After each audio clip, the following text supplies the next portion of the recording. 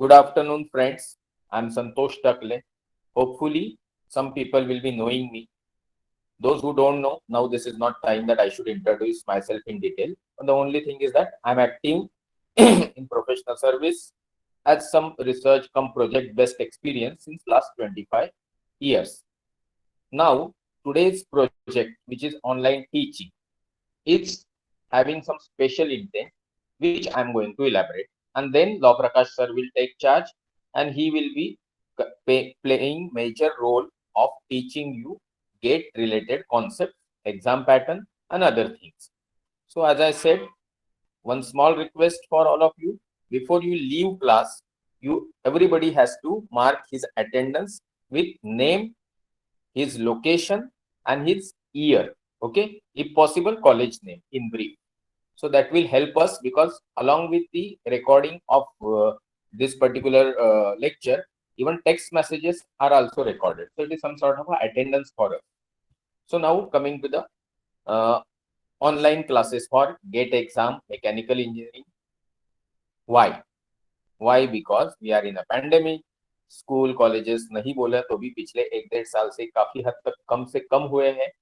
And then it creates problem for some people who have bit insincere approach. इसका मतलब ये नहीं कि सिंसियर लोगों को तकलीफ नहीं होती. सिंसियर लोगों की तरफ से मुझे कुछ इस तरीके का फीडबैक आया कि सर पढ़ाई कर नहीं पा रहा हूँ या कॉन्सेंट्रेट नहीं कर पा रहा हूँ क्योंकि कुछ टारगेट नहीं है, जबकि मालूम है एग्जाम फरवरी में होता है. So what I should do? Then something came up to my mind. I thought that why not to create some platform, जैसे यूपीएससी वगैरह के लिए स्टडी सर्कल होता है कि नहीं, वैसे सोचा गेट के लिए एक प्लेटफॉर्म तैयार करें. एक अच्छा सिंसियर व्यक्ति और मतलब teacher with some supporting members like me will help them out with their professional experience so that those who want to do or perform very good in a gate exam do. मैं क्यों ये बोला? क्योंकि बहुत सारे बच्चों को engineering के बाद ये क्लैरिटी रहती है कि सर नहीं मुझे एमबीए करना है, नहीं सर मुझे एमटेक करना है, नहीं सर मुझे जॉब करना है, सर मुझे जॉब इसी स्पेसिफिक फील्ड में करना है. क्यों? क्योंकि इंटरव्यू के लिए आप कभी भी कहीं भी जाते हो तो पहला सवाल यही रहता है कि what is your favourite field. तो आप एक की जगह दो, दो की जगह तीन बोलोगे तो कोई बुरा नहीं मानता है. तो मतलब इंजीनियरिंग होने तक या जब आप इंजीनियरिंग के फर्स्ट सेकंड थर्ड ईयर में हो तो क्लैरिटी आ जाती है. और अगर मैं बोलूं कि चलो एक ग्रुप बनाते हैं जहां पे हम एक गेट ओरिएंटेड स्टडी करेंगे या CAT MBA oriented CAT MBA CET की तैयारी करेंगे या फिर जीआरई टॉफेल की तैयारी करेंगे, then everybody is incline. But ये इंक्लिनेशन में दो टाइप के लोग रहते हैं. एक जिनको दुनिया में सब कुछ फ्री ऑफ कॉस्ट चाहिए और एक जिनको कॉस्ट से मतलब नहीं है बट उनको वो पर्टिकुलर सिंसियर तरीके से पढ़ाना चाहिए. थोड़ा 2 साल पहले ये मुंबई का आदमी नॉर्थ ईस्ट के व्यक्ति को पढ़ाना चाहता है या नॉर्थ ईस्ट का एक एक्सपर्ट आके कन्याकुमारी में पढ़ाना चाहता है तो ट्रैवलिंग के बहुत एक्सपेंसेस एंड अदर रिलेटेड चीजें बहुत. पेंडेमिक ने हमें एक चीज सिखा दी कि ऑनलाइन चीजें बहुत अच्छे से होती है और ये ऑनलाइन चीजों का हमने फायदा उठाया. अप्रैल 2020 में हमने ऑनलाइन क्लासेस शुरू किए नर्सरी से 12th तक and the response from community was very good. ये सारे क्लास इसलिए चलते हैं ताकि बच्चों को एक क्वालिटी एजुकेशन कम से कम पैसे में मिले और हमको एक सेटिस्फेक्शन मिले कि कुछ तो कम्युनिटी सर्विस किया.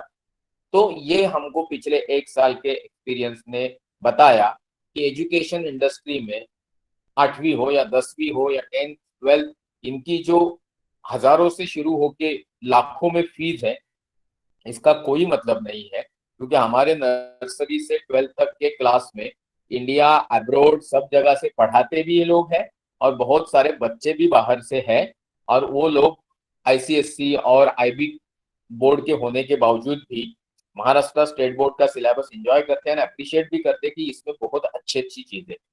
सो what I am trying to tell you, online teaching में हम 20 अप्रैल 2020 से जो एकेडमिक शुरू किया, डेली 1 घंटे के हिसाब से हफ्ते में 5 दिन इस तरीके से तकरीबन 200 से 250-300 घंटों में पूरा सिलेबस एक या दो बार कवर हुआ विद नाइस रिवीजन.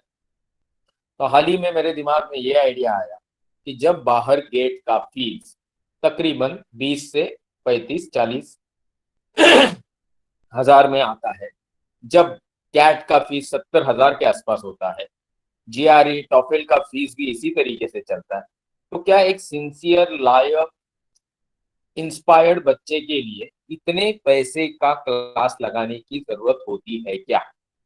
जिसने सोच लिया कि मेरे लिए इंजीनियरिंग ही सब कुछ है, मैं जो भी करूंगा वो टेक्निकल फील्ड में ही करूंगा, तो फर्स्ट ईयर में सेकंड ईयर में ये सपना, ये टारगेट फिक्स हो गया, तो हो क्या सकता है कि बच्चा बोल सकता है सर मुझे मशीन डिजाइन पसंद था, नहीं सर अभी मेरा झुकाव थ्योरी ऑफ मशीन की तरफ है, या बोल सकता है नहीं सर मेरा अभी झुकाव आईसी इंजन की तरफ है, बट रहेगा तो मैकेनिकल इंजीनियर। ऐसे भी बोल सकते हैं कि कंप्यूटर्स की तरफ झुकाव है, बट फिर भी आप सबको टेक्निकल फील्ड में इंटरेस्ट है, तो टेक्निकल फील्ड की एग्जाम है गेट फॉर इंजीनियर्स। और आज बड़ी बड़ी ऑर्गेनाइजेशन, मतलब जैसे मैं बीएआरसी से, इसरो की बात करो, आप डीआरडीओ की बात करो, बड़ी बड़ी सारी एजुकेशनल या रिसर्च या फिर इंडस्ट्री में गेट स्कोर का बहुत महत्व है। तो अगर फाइनल ईयर के बाद या फाइनल ईयर में गेट के लिए तैयार करने से अच्छा है अगर हम फर्स्ट ईयर से या सेकंड ईयर से या थर्ड ईयर से पढ़ाई करें।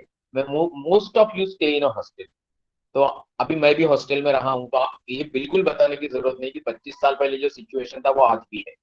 मतलब हम कितना पढ़ते हैं, कितना टाइम टेबल बनाते हैं, कितना सिंसियरिटी रखते हैं और कितना वक्त बर्बाद करते हैं। ऑब्वियसली आपके फ्रेंड सर्कल बढ़ते हैं तो वो वक्त बर्बाद नहीं होता, बट सही जगह पे यूज नहीं होता, ये आप खुद भी मानते हो। और कभी कभी ये वेस्टेज ऑफ टाइम से आप भी परेशान रहते हो। आई एम थिंकिंग कि चलो टीचर ने हफ्ते में 2 या 3 घंटा पढ़ाया बाहर के ऑनलाइन, और आपने उसके ऊपर और 2-4 घंटा खुद से डाला, ऐसे करके साल के 365 घंटे, इस तरीके से 4 साल है तो भाई तकरीबन आप पकड़ लीजिए कि एक 1400 घंटे, 1500 घंटे, और सपोज एक साल के 365 तो 2 साल के तकरीबन 700, ऐसे करते जाओगे तो इतने घंटे की सिंसियर एफर्ट्स का नतीजा ये होगा कि सिर्फ फाइनल ईयर में आप गेट प्रिपेयर करके दे रहे थे तो जो स्कोर आना था उससे डबल तो स्कोर आना ही, ऊपर से जो सब्जेक्ट्स छूट जाते हैं first year second year third year में, फाइनल ईयर में आने के बाद कि सर ये तो अभी पढ़ना हो ही नहीं रहा, तो वो नहीं होगा। My interest when I am taking classes for UPSC MPSC, or when we are planning for GRE TOEFL, or when we are planning for CAT, the interest is very simple and intent is very clear, that students who are having identification of their goals early in life should be guided in a such a way that their self understanding of their targets helps them to have systematic planned dedicated efforts to achieve their goal in such a way that some guidance by somebody makes their life comfortable and not pressure moment of time। तो ये हो सकता है। इसलिए ये जो class है जिसको मैं जब मेरे टीचर्स की टीम के साथ डिस्कस कर रहा था तो मैंने सबसे पूछा 100 घंटे में 100 घंटे में गेट का मैकेनिकल इंजीनियरिंग का सिलेबस कवर होगा क्या? उसमें एप्टीट्यूड है, मैथमेटिक्स है, मैकेनिकल इंजीनियरिंग के इतने सारे सब्जेक्ट हैं। तो एवरीबडी सेड कि 100 की जगह 150-200 लग सकते हैं घंटे, बट अगर हम कंसाइज फॉर्म में देते हैं और बच्चे पढ़ के आते हैं, जैसे लॉ प्रकाश सर ने आज कुछ थर्मोडायनामिक्स समझाया और आपको बोला कल नेक्स्ट लेक्चर में आप इतना सारी चीज पढ़ के आओ, तो जो बच्चे पढ़ के आएंगे उनके लिए 100 घंटा काफी है। और इस 100 घंटे में कॉमन सब्जेक्ट चलेंगे मैथमेटिक्स और एप्टीट्यूड जैसे, जो आपको आप हमेशा ही जहां भी कैंटीन में बैठे हो मस्ती कर रहे हो तभी भी डिस्कशन हो सकता है। तो मतलब आपके लिए स्कूल कॉलेज डेज के लिए टाइम पास के लिए पढ़ाई की एक्टिविटी मिल गई। तो ये जो 100 घंटे का सिलेबस जब हमने डिफाइन किया, तो जब मैंने बाहर की फीस निकाली तो जैसे मैंने बोला 20 से 40 हजार के रेंज में, तो मैंने बोला कि why not to go for 500 और 1000 रुपीज। एवरीबडी रिस्पॉन्डेड सेइंग कि सबको लगेगा सर फालतू। मैं बोला कि लेट अस ट्राई दिस। सब जिनको इसका फायदा उठाना है, जो सिंसियर है, उनको ये समझने दो कि आज किसी ने उनकी मदद की तो आगे जाके भी उनको भारत जैसे डाइवर्सिफाइड देश में मदद करनी है पॉजिटिवली। सामने वाला क्या एक्सपेक्ट करेगा, क्या सोचेगा, वो जरूरी नहीं। तो आपके 500 रुपीज इसलिए नहीं है कि कोई लेके उनको भाग जाने वाला है, या इसलिए नहीं है कि बहुत फालतू पढ़ाने वाले हैं। या इसलिए नहीं है कि भाई कुछ भी होने वाला है, नहीं, सब कुछ अच्छा ही होने वाला है। और इसलिए लेक्चर के शुरुआत में ही मैं आइडेंटिफाई कर रहा हूँ, ये पूरे 100 घंटे की टोटल जिम्मेदारी लॉ प्रकाश सर लेने वाले हैं। आप जो 500 रुपये अभी पे करेंगे वो सर के अकाउंट में जाएंगे। अगर आपको कहीं भी कभी भी क्लास अच्छा नहीं लगा तो 500 में से 250 तो लौटा ही देंगे आपको। फिर टाटा बाय बाय, आपका और हमारा कोई संबंध नहीं है। इतना ओपनली ये क्लास चलेगा। 100 घंटे होने के बाद भी आप बोल सकते हैं सर 250 रुपया वापस दे दो, we don't have any problem. Okay, तो मतलब ये क्लास ओपनली इस फंडामेंटल पे चलेगा कि अगर एक 10, 20, 40, 50, 100 बच्चों का ग्रुप ऑल ओवर इंडिया साथ में आके गेट के लिए पढ़ाई करना चाहता है तो guiding person for few lectures which are technical will be by Lav Prakash sir. Aptitude related चीजें शंकर सर, मंगलम सर ले लेंगे, कुछ और चीजें राजीव सर भी ले लेंगे। और जो भी बच्चा बोलेगा सर थोड़ा मोरल बूस्टिंग के लिए कुछ लेक्चर चाहिए तो मैं हाजिर हो जाऊंगा। जैसे जिनको बुलाते हैं वैसे मैं हाजिर हो जाऊंगा। ज्यादा नहीं तो भी महीने में 10-15 मिनट आप चाहते हो या आपके कुछ उस तरीके के डाउट्स है तो मैं जरूर आंसर करना चाहूंगा। बट एक्सट्रीमली सॉरी कि मैं आपको टेक्निकल चीजें नहीं पढ़ाने वाला। शायद वक्त की कमी है, बिजी शेड्यूल्स हैं, और कुछ कमिटमेंट्स हैं, वो पूरे करने में मैं इतना वक्त नहीं दे पाता। बट बीच बीच में आपसे मिलता रहूंगा। बेवजह मैंने आपकी 15 मिनट ली, मैं क्लैरिटी देना चाह रहा था। ये क्लास पैसे के लिए नहीं चल रहा है, पैसे आपके इसलिए लिए जा रहे हैं और लिए ही जाएंगे। नेक्स्ट क्लास में जिसने पेमेंट नहीं किया उसको बिल्कुल नहीं रखा जाएगा, लिंक चेंज की जाएगी, ग्रुप चेंज किया जाएगा। क्यों? क्योंकि इनसिंसियर फ्री में सब कुछ चाहिए ऐसे मानसिकता वाले लोगों की अपने देश में बिल्कुल कमी नहीं, दुनिया में कमी नहीं, देश का तो नाम खराब करे।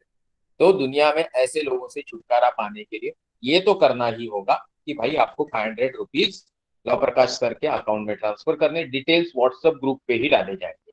जिम्मेदारी जब भी ऑनलाइन ट्रांजेक्शन होगा आपकी ही होगी, क्योंकि वहां कुछ फ्रॉड हो गया तो उसकी जिम्मेदारी हमारी। ओके, बाकी सारी चीजों का ख्याल लॉ प्रकाश सर रखेंगे। तो अभी मैं ज्यादा वक्त न लेते हुए, आप सब ने ये क्लास के लिए पॉजिटिव रिस्पॉन्स देते हुए यहाँ तकरीबन 85+ लोग हैं। सो आई एम वेरी हैप्पी कि आपने इस डेमो सेशन के हमारी रिक्वेस्ट को ऑनर करते हुए पार्टिसिपेट किया। अगले 45 मिनट लॉ प्रकाश सर आपको थोड़ा सिलेबस, थोड़ी परीक्षा और बाकी एक टॉपिक थर्मोडायनामिक्स पे सिखाएंगे। आपका एतराज न हो तो आप एक छोटी चीज कर सकते हैं, मतलब अलाउ कर सकते हैं सर को कि सर चाहते हैं कि 4 बजे की जगह लेक्चर 4:05 पे या 10 मिनट पे खत्म हो, तो you can he will put. वो पिछले 1-1.25 साल से हमारे यहाँ ऑनलाइन पढ़ा रहे हैं। सर बिहार से है, पटना से। One of the dashing very very intelligent energetic student है मेरे। और मैं चाहता हूँ, मैं जानता हूँ कि वो अच्छे से ये जिम्मेदारी निभाएंगे। अभी किसी ने मुझे कुछ सवाल पूछा था, तो चैट बॉक्स में रामकृष्ण दाखवा जी आप सवाल पूछ सकते हो। जल्दी पूछिए ताकि मैं बैटन लॉ प्रकाश सर, सब लोग अभी सवाल मत पूछो, लॉ प्रकाश सर को पढ़ाने दो, फिर हम अगली बार, मैं हमेशा क्लास में रहने की कोशिश करूंगा। तो Ramakrishna, you are asking some doubt, if you are not asking right sir, can we include weekly test as well? See, let me tell you very frankly, ये क्लास आपकी है, आप मैनेज करोगे, but everybody is from busy. Okay, everybody is busy. तो पहला काम है जो बहुत बड़ा सिलेबस है उसको ग्लांस करना, फिर उसके ऊपर थोड़े क्वेश्चंस कवर करना, फिर थोड़ा पैटर्न में वो कहाँ फिट होता है वो बताना। 100 घंटे के लिए बहुत बड़ा पार्ट। अभी आप बोलोगे 2 रुपए में पूरा ताजमहल होटल खरीद लूं तो थोड़ा मुश्किल है। तो अभी यहाँ इतना ही चलेगा। पे 500 rupees at the end of this session. If you feel that it was worth, please continue. And in between जो भी होगा उसका कुछ एडिशनल खर्चा है तो बताया जाएगा। बट ये 500 रुपए में हम ये चल पकड़ के चल रहे हैं 500 hours of sorry 100 hours of teaching होगा, जिसमें आपका मोटा मोटी एक 80 to 70% सिलेबस कवर किया जाएगा। We will not be covering your 100% syllabus. तो ये सारी चीजें आप दिमाग में पक्का पकड़ के चलो। ये आपके लिए एक हाथ पक, भाई किसी को पहाड़ चढ़ना है, थक गया है, तो एक थोड़ा सहारा देके उसको ऊपर तक लेके जाने की कोशिश है। कंधे पे उठा के कोई किसी को कहीं नहीं लेके जा सकता है जिंदगी की रेस में। इतना आप दिमाग में पक्का फिट कर लो। एंड रही बात, आप बिहार से हो कि अलीबाग से हो कि मुंबई से हो कि लंदन से हो, दैट डजंट काउंट। यहाँ पे लोकेशन पहली बार ही पूछा जाएगा, इसके बाद कभी भी लोकेशन नहीं पूछा जाएगा। और क्लास में और ग्रुप में इंटरपर्सनल मैसेज करके अपने पर्सनल संबंध बढ़ाने की बेतुकी हरकत जो भी करेगा उसको क्लास से तो निकाला जाएगा, बट परमानेंटली मैं मेरे दिमाग में याद रखूंगा कि इस बच्चे ने हमें तकलीफ दी थी। तो यहाँ आपके टारगेट्स पढ़ाई ओरिएंटेड रखिए। मुझे बहुत मदद अच्छा लगता है बच्चों को गाइड करना। अब तक मैंने 3,000 लेक्चर दे के तकरीबन 8 से 10 लाख बच्चों को पूरे हिंदुस्तान में गाइड किया, सेल्फलेसली एट ए जीरो कॉस्ट। हमारे सारे प्रोजेक्ट मेरी तरफ से कोई भी अर्निंग नहीं होती, इसी तरीके से चलते हैं। इसलिए मैंने शुरुआत में बोला कि कोई मुझे जानता होगा तो अच्छी बात है, नहीं जानते हो तो गूगल पे जाके संतोष टकले ढूंढ लीजिए, कुछ अच्छा लगा तो वहां पे आप अपना फीडबैक भी मुझे दे सकते हैं। So now I stop here. मैंने 20 मिनट आपके लिए, extremely sorry, thank you very much and all the best for your future journey to continue with a great performance. Thank you so much. Lav Prakash sir, please continue. Thank you sir. Good afternoon everyone. जैसा कि sir ने आपको बताया कि जैसे कि सबसे पहले हम लोग देखेंगे कि एक्चुअली गेट एग्जामिनेशन क्या होता है और इसके बारे में बेसिक डिटेल्स जानेंगे। इस स्क्रीन विजिबल है, एक बार कंफर्म कर दीजिए स्क्रीन विजिबल है।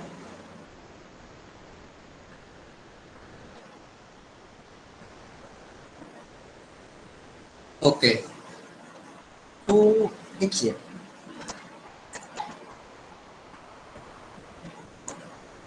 आपको जैसे बताया गया, हम लोग लगभग 1 साल से हम लोग ऐसे ऑनलाइन क्लास से जुड़े हुए हैं और डिफरेंट स्टूडेंट्स को और डिफरेंट स्टैंडर्ड के स्टूडेंट्स को हम लोग पढ़ा रहे हैं। तो हमने न्यू कोर्स लॉन्च किया है गेट के लिए, स्पेशली मैकेनिकल इंजीनियरिंग के लिए कोर्स डिजाइन किया गया है। ये कोर्स जो है specially first year, second year, third and fourth year के लिए है। जो बच्चे फर्स्ट ईयर में है, सेकेंड ईयर में है, उनके लिए ये इनिशियल स्टेज है कि कैसे सब्जेक्ट को पढ़ते हैं, कैसे क्वेश्चंस को हम लोग प्रैक्टिस करेंगे, कैसे कंसेप्ट को देखेंगे। ये सारी चीज़ें देखते हुए हम लोग उनको बेसिक एक्चुअली में आइडिया आएगा फर्स्ट और सेकेंड ईयर के स्टूडेंट को कि एक्चुअली में क्या सिलेबस है, क्या पढ़ना है। और आपको यह मालूम होना चाहिए कि 2021 जो गेट एग्जामिनेशन हुआ था, इसमें थर्ड ईयर भी अलाउ था। ओके, आप लोगों को मालूम होना चाहिए इस बार थर्ड ईयर के भी स्टूडेंट ने गेट दिया था। तो इसका मतलब ये हुआ कि 2022 में भी थर्ड एंड फोर्थ ईयर के भी स्टूडेंट एलिजिबल हैं और उसके पास आउट भी एलिजिबल हैं। तो ये जो कोर्स होगा अप्रॉक्स 5 to 7 मंथ्स का होगा और ड्यूरेशन 100 आवर्स टू 150 आवर्स तक जा सकता है। ओके, जैसा कि ये आपको बताया गया कि ये मिस्टर संतोष टकले के गाइडेंस में ये जो भी प्रोजेक्ट कोर्स लॉन्च किया गया है, सर के ही गाइडेंस में हो रहा है। और इसमें जो भी कंसेप्ट है उसको डिटेल में और न्यूमेरिकल क्वेश्चंस को सॉल्व किए जाएंगे। एक्चुअली में आपको जो गेट का एग्जामिनेशन होता है उसमें 90% क्वेश्चंस ऐसे होते हैं जो न्यूमेरिकल बेस्ड होते हैं, यानी आपको थ्योरेटिकल क्वेश्चंस बहुत कम पूछे जाते हैं गेट एग्जामिनेशन में। तो जो भी हमारा यहाँ पे कंसर्न होगा वो हमारा concern actually numerical solving ability पे होगा, क्योंकि आप गेट का फुल फॉर्म भी देख सकते हैं, graduate aptitude test in engineering. ये आपका एप्टीट्यूड टेस्ट किया जाता है कि आप कितना सोच सकते हैं, आपका कितना इसमें दिमाग लगता है। तो जितने भी कंसेप्ट पढ़ेंगे उस बेसिस पे हम लोग जितना भी नॉलेज गेन करेंगे उस नॉलेज को इम्प्लीमेंट करेंगे न्यूमेरिकल को सॉल्व करने में। ओके, यहाँ तक क्लियर है आप लोगों को?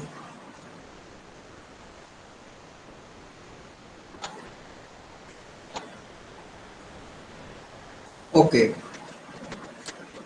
तो बेसिकली इसके अब देखते हैं कि मैकेनिकल इंजीनियरिंग का सिलेबस क्या है GATE examination point of view से। ओके, तो इसमें देखिए मैथमेटिक्स इम्पॉर्टेंट रोल प्ले करता है हमारे गेट एग्जामिनेशन में। इसका जो मार्क्स होता है इसको मैं आगे भी बताऊंगा। इसमें कुछ चैप्टर्स आपको पढ़ने हैं जैसे लीनियर अलजेब्रा। ओके, तो जो भी स्टूडेंट 12th में होंगे उन्होंने आई थिंक मैट्रिक्स थोड़ा बहुत पढ़ा ही होगा, उसमें लीनियर इक्वेशंस भी पढ़े होंगे, और eigen value and eigen vectors, ये जो भी है लीनियर अलजेब्रा का ही पार्ट है। इसमें ये सारे इसके कंसेप्ट हम लोग पढ़ेंगे और इसके क्वेश्चंस भी डिस्कस करेंगे। उसके बाद कैलकुलस है। कैलकुलस में आप जानते ही हैं इंटीग्रेशन डिफरेंशिएशन हम लोगों ने 12th में पढ़ा था। और आप उसके बाद इसमें जो है फंक्शन से relate single function of single variable है, लिमिट कंटिन्यूटी, ये सब आपने 12th में पढ़ा ही है। इसका क्या है एक्सटेंडेड वर्जन यहाँ पे है। एक्चुअली इसमें लिमिट और कंटिन्यूटी डिफरेंशिएबिलिटी लगभग सेम होता है 12th के ही जैसा। और इसमें कैलकुलस में कुछ जैसे कि डिफरेंशियल इक्वेशंस पढ़ने हैं आपको, और पार्शियल डिफरेंशियल इक्वेशंस पढ़ने हैं, मैक्सिमा मिनिमा पढ़ना है इसमें। और उसके बाद फोरियर सीरीज भी आपको पढ़ना है, डाइवर्जेंट क्या होता है, कर्ल क्या होता है, वेक्टर आइडेंटिटीज क्या होती है, डायरेक्शनल डेरिवेटिव्स क्या होता है, ये सब जितने भी टॉपिक्स हैं इस पे गेट में बहुत सारे क्वेश्चंस पूछे जाते हैं। इसमें लाइन सरफेस वॉल्यूम इंटीग्रल क्या होता है, ये सब क्या है कैलकुलस का मेन इम्पोर्टेंट टॉपिक्स है जिससे क्वेश्चंस पूछे जाते हैं। और application of Gauss Stokes and green theorems, ये सारे आपके ये क्या हो गए कैलकुलस के टॉपिक्स हो गए। इसके बाद आपका डिफरेंशियल इक्वेशंस में इसमें फर्स्ट ऑर्डर इक्वेशंस होगा, लीनियर एंड नॉन लीनियर के बारे में आपको पढ़ाया जाएगा। इसके बाद higher order linear differential equation, जैसे कि आप लोगों ने फॉर एग्जांपल मैं आपको बता दूं 12th में आपने सिंगल ऑर्डर का आपने डिफरेंशियल इक्वेशन पढ़ा होगा आई थिंक इस टाइप का। सपोज मैं एक एग्जांपल दे रहा हूँ, इस टाइप का आपने डिफरेंशियल इक्वेशन पढ़ा होगा। तो इसमें क्या है, इसमें जो है उसका हायर ऑर्डर पढ़ना है, उसका एक्सटेंडेड वर्जन मतलब पढ़ना है। उसके बाद Euler Cauchy equation, initial boundary values problems, Laplace transformation, solution of heat and waves and Laplace equation. ये देखिए जितने भी चैप्टर्स हैं ये मैथमेटिक्स जितने भी हम लोग पढ़ेंगे इसका एक्चुअली जो हमारा कोर सब्जेक्ट है, यानी जो हमारा इंजीनियरिंग में जो भी सब्जेक्ट पढ़ाए जाते हैं उसमें इनका यूज होता है। जितने भी मैथमेटिक्स हम लोग पढ़ते हैं इसका यूज होता है, इसका एप्लीकेशन है हमारे इंजीनियरिंग में। इसलिए मैथमेटिक्स को एक्चुअली 15 मार्क्स का गेट में पूछा जाता है, तो इसका मेन रोल होता है गेट के एग्जाम में। ओके, इसके बाद हमारा कॉम्प्लेक्स वेरिएबल है, इसके बारे में पढ़ना है। एनालिटिक फंक्शन क्या होते हैं, कॉची रीमैन इक्वेशन क्या होता है, कॉची इंटीग्रल थ्योरम क्या होता है, ये सब जितने भी टॉपिक्स हैं इसके बारे में भी डिस्कस किए जाएंगे। और इसके बेस्ड जितने भी क्वेश्चंस गेट में पूछे जाते हैं इस टाइप्स के वो भी डिस्कस किए जाएंगे। इसके बाद प्रोबेबिलिटी एंड स्टैटिक्स है, इसमें प्रोबेबिलिटी के बारे में सैम्पलिंग थ्योरम क्या होता है, कंडीशनल प्रोबेबिलिटी क्या होता है, मीन मीडियन मोड, ये आप लोग आई थिंक आप इसका नाम सुने होंगे। ये सब के बारे में आपको पढ़ाया जाएगा डिटेल वे में, जो कि गेट के एग्जामिनेशन पॉइंट ऑफ व्यू से जरूरी है। उसके बाद binomial, Poisson and normal distributions है, प्रोबेबिलिटी में ही आता है ये, इसको भी हम लोग पढ़ेंगे। उसके बाद हमारा एक और चैप्टर है न्यूमेरिकल मेथड्स। और मैं ये बता देना चाहता हूँ कि ये जो जितने भी मैथमेटिक्स के चैप्टर्स हैं ये आपको first year and second year में ये सारे टॉपिक्स पढ़ाए जाते हैं। क्योंकि किसी किसी यूनिवर्सिटी में, सपोज मैं एग्जांपल के लिए देता हूँ, फर्स्ट ईयर में अगर लीनियर अलजेब्रा है तो किसी यूनिवर्सिटी में हो सकता है कि कैलकुलस पढ़ना हो। तो 2 इयर्स में फाइनली इतने आपको पढ़ने, यानी 4 सेमेस्टर्स में मिलाकर ये सारे टॉपिक्स पढ़ने हैं आपके सेमेस्टर पॉइंट ऑफ व्यू से। ओके, यहाँ तक क्लियर है? बताइए मैथमेटिक्स। तो मैथमेटिक्स जो है 2 इयर्स में इंजीनियरिंग कोर्स में पढ़ाया जाता है, 4 math 1, math 2, math 3 and I think math 4। Okay, यहाँ तक क्लियर है। मैथमेटिक्स का सिलेबस आपको जानकारी हो गई होगी गेट पॉइंट ऑफ व्यू से। ओके, इसके बाद हमारे पास एक है अप्लाइड मैकेनिक्स एंड डिजाइन। तो देखिए, अप्लाइड मैकेनिक्स में हमारा इंजीनियरिंग मैकेनिक्स का सब्जेक्ट आ जाता है। उसके बाद मैकेनिक्स ऑफ मटेरियल, इसको स्ट्रेंथ ऑफ मटेरियल भी बोलते हैं, जिसको शॉर्ट फॉर्म बोलते हैं शोम। ओके, तो इसमें हमारा मैकेनिक्स में इंजीनियरिंग मैकेनिक्स हो जाएगा, मैकेनिक्स ऑफ मटेरियल हो जाएगा यानी Shome, and theory of machine and vibration. तो ये क्या है, ये हमारा और मशीन डिजाइन। तो यहाँ पे हमारा डिजाइन जो है, डिजाइन का एक, यहाँ पे डिजाइन का एक सब्जेक्ट है यहाँ पे मशीन डिजाइन।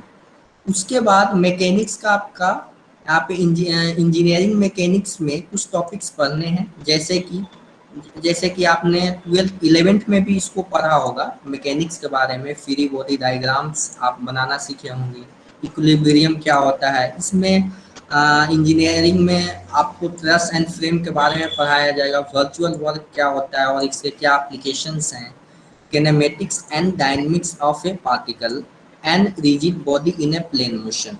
ओके, तो ये और इम्पल्स एंड मोमेंटम थ्योरम,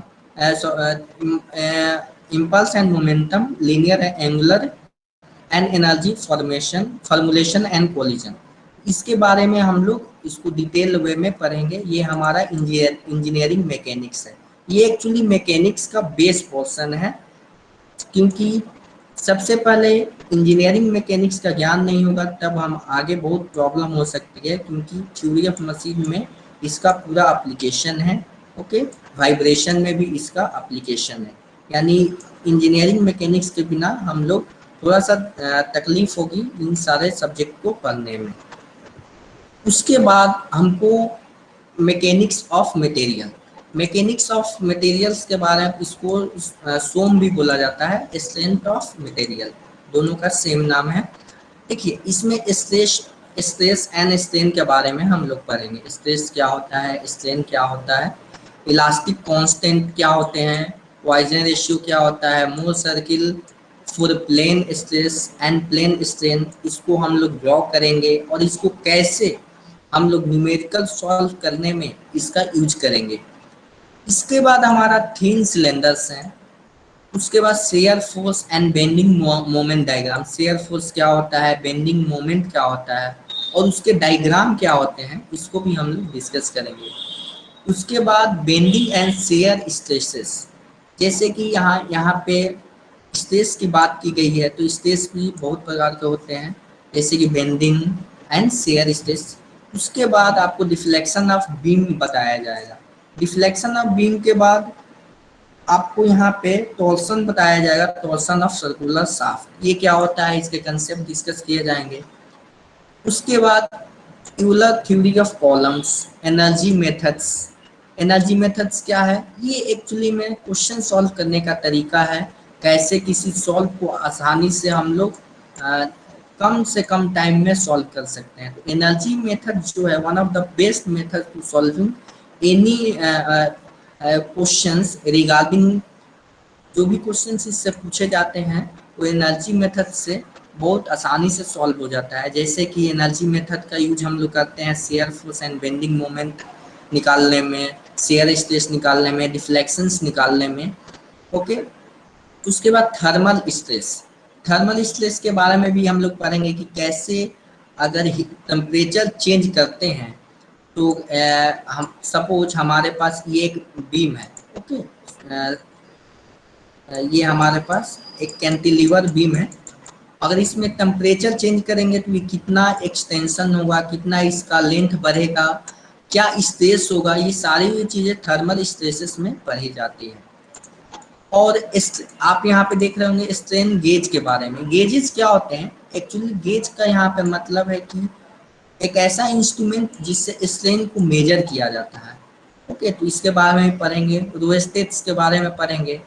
और testing of material with universal testing machine. आप लोग जो स्टूडेंट यूटीएम के बारे में बहुत सारे स्टूडेंट जानते होंगे, यूनिवर्सल टेस्टिंग मशीन पर कैसे हम लोग टेस्ट करते हैं, उससे क्या हमारा फ़ायदा होता है और उसको कैसे हम लोग टेस्ट करके डाटा कलेक्ट करते हैं, ये सारी चीज़ें हम लोग देखेंगे।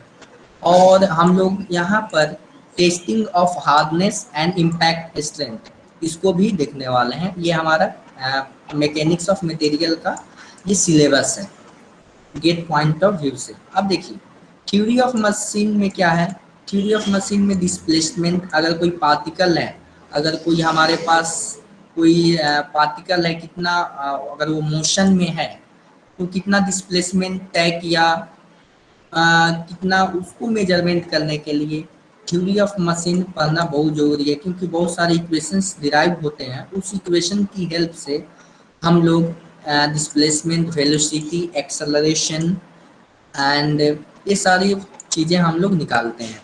डायनेमिक एनालिसिस ऑफ लिंक्स, ये लिंक्स क्या होते हैं एक्चुअली, हमारे पास अगर कोई इंजन है, इंजन का मशीन है, तो मशीन में बहुत सारे शाफ्ट होते हैं, डिफरेंट डिफरेंट लिंक्स होते हैं, जो सारे लिंक्स को कनेक्ट करके एक मशीन बनाया गया रहता है। उनमें जितने भी लिंक्स होते हैं उसको एनालाइज करते हैं, उसको हम लोग देखते हैं कैसे उसका वर्किंग है, क्या एक्सेलरेशन है, क्या वेलोसिटी है, उसकी बेसिस पे हम लोग मशीन को डिजाइन करते हैं या उसको आगे अपने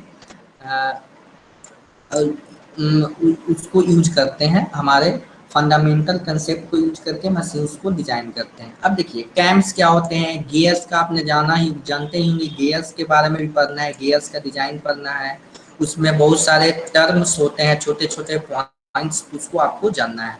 फ्लाई व्हील एंड गवर्नर क्या होते हैं, balancing of reciprocating and rotating masses and gyroscope. ये बेसिक आपका थ्योरी ऑफ मशीन का एक ये सिलेबस है।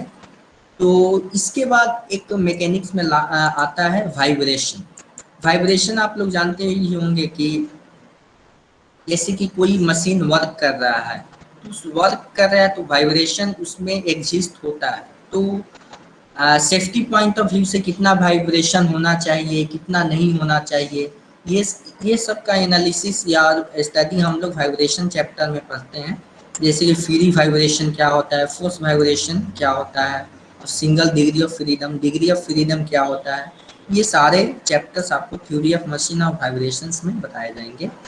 इफेक्ट ऑफ डैम्पिंग का इफेक्ट क्या है, वाइब्रेशन आइसोलेशन क्या होता है, रेजोनेंस क्या होता है, और critical speed of shaft. For critical speed of shaft का मतलब क्या है कि वाइब्रेशन, देखिए वाइब्रेशन को तो पूरी तरह खत्म नहीं किया जा सकता, लेकिन वाइब्रेशन के रहते हुए भी हम लोग कितना स्पीड इस तरह से रखें कि हमारा सिस्टम फेल नहीं हो। ये सारी चीज़ें को हम लोग डिस्कस करेंगे वाइब्रेशन चैप्टर्स में।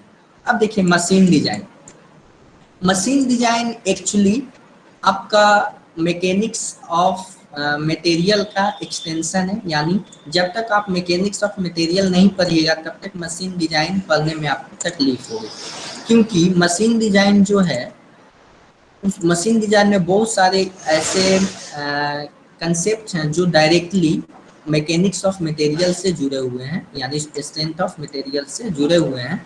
तो इसमें एक्चुअली हम लोग डिजाइन करते हैं, जैसे कि design for static and dynamic loading.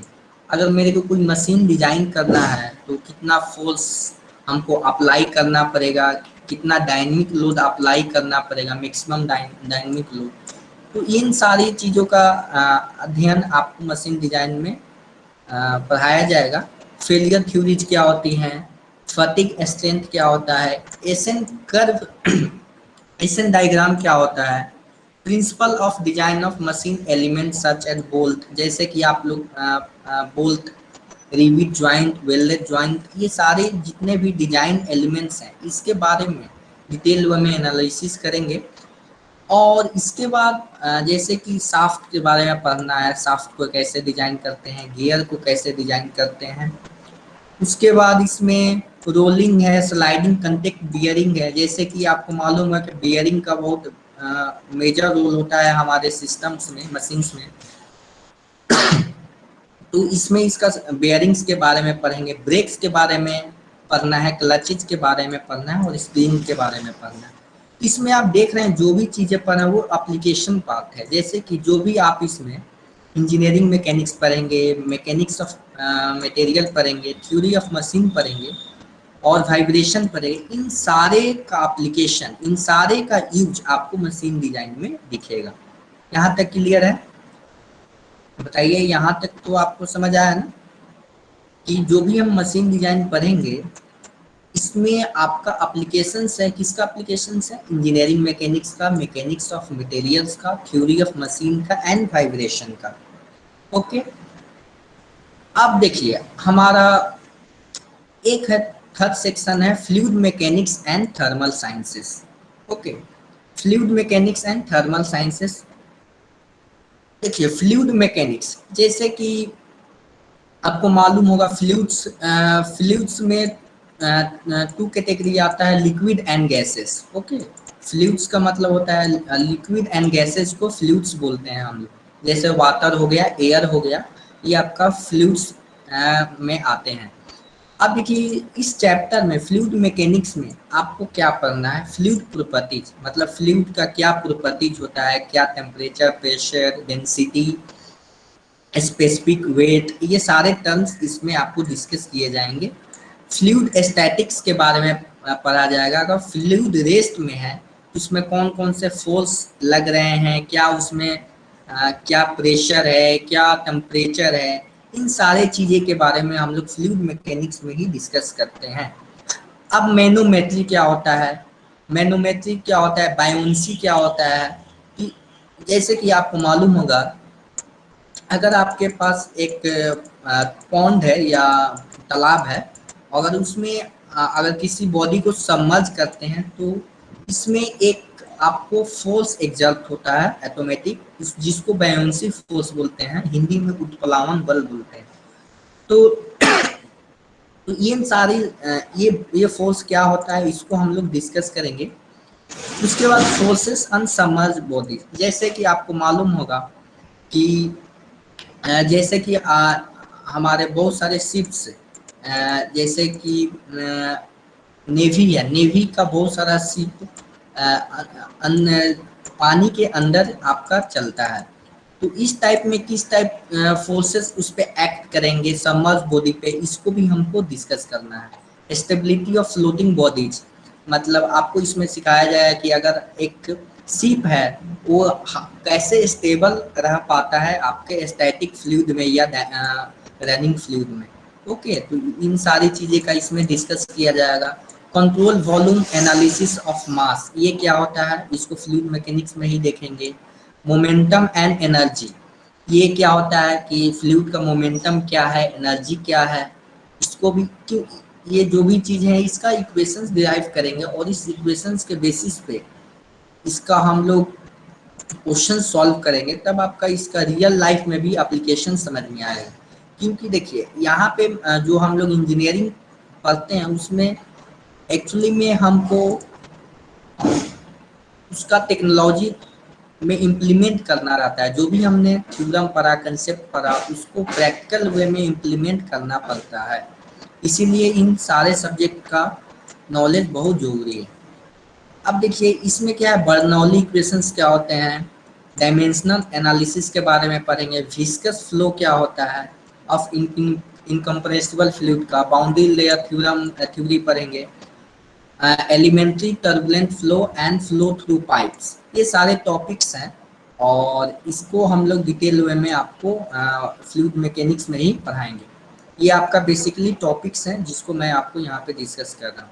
अब देखिए एक थर्मोडायनेमिक्स है, थर्मोडायनेमिक्स में हम लोग थर्मोडायनेमिक सिस्टम पढ़ेंगे। इसमें एक्चुअली में क्या पढ़ते हैं, हीट एंड वर्क का इंटरेक्शन पढ़ा जाता है, कैसे हीट को हम लोग वर्क में कन्वर्ट करेंगे। जैसे फॉसिल्स फ्यूल है, जैसे कि हमारे पास फॉर एग्जांपल पेट्रोल का यूज करके कैसे हम लोग पेट्रोल का यूज करके उसको वर्क में कन्वर्ट करते हैं। कन्वर्ट करने के बाद हम लोग किस तरह से वो वर्क में कन्वर्ट होता है, उसका क्या मैकेनिज्म है, उस मैकेनिज्म को समझने के लिए थर्मोडायनेमिक्स आपको पढ़ना बहुत जरूरी है। इसमें देखिए थर्मोडायनेमिक सिस्टम्स एंड प्रोसेसेस हैं, प्रॉपर्टीज ऑफ प्योर सब्सटेंस है, behaviour of ideal and real gas है। तो सबसे पहले आइडियल एंड रियल गैस आपको समझना होगा कि आइडियल गैस क्या होता है, रियल गैस क्या होता है। इसके बाद zeroth and first law of thermodynamics, यहाँ से मेन हमारा चैप्टर स्टार्ट होगा। और ये सब जितने भी टॉपिक्स हैं ये बेसिक्स हैं। बेसिक्स के बाद हमारा zeroth and first law of thermodynamics discuss करेंगे। उसके बाद work and heat in various process, जैसे कि हमारा कोई भी सिस्टम है वो कोई ना कोई प्रोसेस से होकर गुजरता है। उस प्रोसेस में क्या वर्क होगा, क्या हीट होगा, उसके बारे में भी हम लोग डिस्कस करेंगे। और सेकेंड लॉ ऑफ थर्मोडायनेमिक्स क्या होता है, थर्मोडायनेमिक प्रॉपर्टीज क्या होते हैं, एवेबिलिटी एंड इरिवर्सिबिलिटी क्या होता है, थर्मोडायनेमिक रिलेशन, ये भी हम लोग थर्मोडायनेमिक्स चैप्टर में हम लोग इसको देखेंगे। और मैं आपको बता दूं यहाँ पे मैं थर्मोडायनेमिक्स ही मैं आपका फर्स्ट क्लास लूँगा, थर्मोडायनेमिक्स चैप्टर से ही हम लोग स्टार्ट करेंगे। उससे पहले हम लोग देख लेते हैं क्या क्या और टॉपिक्स हैं हमारे गेट पॉइंट ऑफ व्यू से। हीट ट्रांसफर, देखिए हीट ट्रांसफर जो है थर्मोडायनेमिक्स का एप्लीकेशन पार्ट है। देखिए थर्मोडायनेमिक्स में आप ये फाइंड करेंगे कि हीट कितना जनरेट हुआ। सपोज हीट मान लीजिए 2000 किलो जूल जनरेट हुआ, तो ये थर्मोडायनेमिक्स बता देगा कि 2000 जनरेट होगा। लेकिन हीट ट्रांसफर में ये बताया जाएगा कि वो कितने समय में जनरेट होगा। यानी मैं ये बताना चाह रहा हूँ कि हीट ट्रांसफर जो है ना रेट ऑफ एनर्जी ट्रांसफर बताता है। एक लेमन लैंग्वेज में मैं आपके समझाने की कोशिश कर रहा हूँ।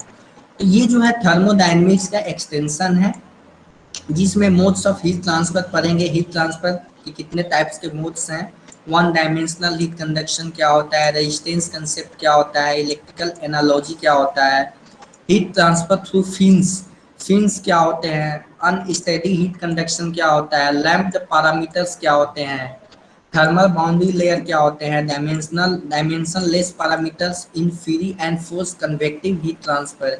आपको कन्वेक्टिव हीट ट्रांसफर बताया जाएगा कि एक्चुअली में ये क्या होता है। Heat transfer correlation for flow over flat plate के अगर आपके पास एक फ्लैट प्लेट है और उसमें हीट ट्रांसफर का कोरिलेशंस पढ़ाए जाएंगे एंड पाइप्स के बारे में। Okay, effect of turbulence on heat transfer पे टर्बुलेंस का क्या इफेक्ट पड़ेगा। टर्बुलेंस एक्चुअली में आपको फ्लूइड मैकेनिक्स में ही पढ़ना है, टर्बुलेंस का कंसेप्ट आपको फ्लूइड मैकेनिक्स में आएगा। उसके बाद हीट एक्सचेंजर्स क्या होते हैं, इसके performance parameters, LMTD and NTU method भी हम लोग देखेंगे। उसके बाद रेडिएटिव हीट ट्रांसफर क्या होता है, Stefan Boltzmann law, Wien's displacement law, black and grey surfaces and views factors and radiation network analysis. तो ये जो जब चैप्टर्स हम लोग स्टार्ट करेंगे तब तो आप धीरे धीरे आप लोग इसको समझेंगे कि कैसे इसमें जो भी टॉपिक्स हैं वो कवर होंगे। उसके बाद एप्लीकेशंस, देखिए थर्मोडायनेमिक्स का ही एप्लीकेशन है, जैसे कि पावर प्लांट इंजीनियरिंग, जैसे एयर एंड गैस कंप्रेसर्स के बारे में ही थर्मोडायनेमिक्स का बहुत बड़ा मेजर रोल है। Vapour and gas power cycles क्या होते हैं इसके बारे में डिस्कस करेंगे। Concept of regeneration and reheat, IC engine, air standard auto and diesel cycle and dual cycle, RAC यानी रेफ्रिजरेशन एंड एयर कंडीशनिंग। ये सारे जितने भी चैप्टर्स हैं ये एक्चुअली में आपका थर्मोडायनेमिक्स का एप्लीकेशन पार्ट है। तो सबसे पहले थर्मोडायनेमिक्स पढ़ेंगे, उसके बाद एप्लीकेशन पार्ट पढ़ेंगे, क्योंकि थर्मोडायनेमिक्स जब तक आपका क्लियर नहीं होगा ये जो एप्लीकेशंस पार्ट है ये आपको समझने में बहुत तकलीफ होगी। ओके, तो इसके बाद हमारा फोर्थ सेक्शन है जैसे कि materials manufacturing and industrial engineering. ये आपका main one of the main section है जिसमें हम लोग इंजीनियरिंग मैकेनिक मटेरियल्स के बारे में पढ़ेंगे। जैसे कि मटेरियल्स जितने भी हमारे पास आयरन है, आयरन के भी बहुत सारे स्ट्रक्चर्स होते हैं डिफरेंट डिफरेंट टेम्परेचर्स पे, प्रोपर्टीज होता है। बहुत सारे ऐसे मटेरियल है जो अलग टेम्परेचर पे, प्रेशर पे अलग बिहेव करते हैं। तो इन सारे टॉपिक्स का डिस्कशन इंजीनियरिंग मटेरियल्स में पढ़ा जाता है। और प्रॉपर्टीज ऑफ इंजीनियरिंग मटेरियल्स क्या होता है, फेज डायग्राम क्या होता है। फेज डायग्राम में एक्चुअली में आयरन कार्बन डायग्राम आपको बताया जाएगा कि अगर आपके पास आयरन है और इसमें कार्बन मिक्स कर रहे हैं, ठीक है ना, कुछ परसेंटेज हम लोग कार्बन मिक्स कर रहे हैं, तो इस ओवरऑल इसके प्रॉपर्टीज पे क्या इफेक्ट होगा, क्या डक्टिलिटी में इफेक्ट होगा, क्या क्रिटिकल टेम्परेचर हो गया, क्या हार्डनेस होगा, क्या मैलेबिलिटी होगा, डक्टिलिटी होगा, इसमें हम लोग इसकी डिस्कस करेंगे। इसके बाद हीट ट्रीटमेंट क्या होता है। Heat treatment one of the main important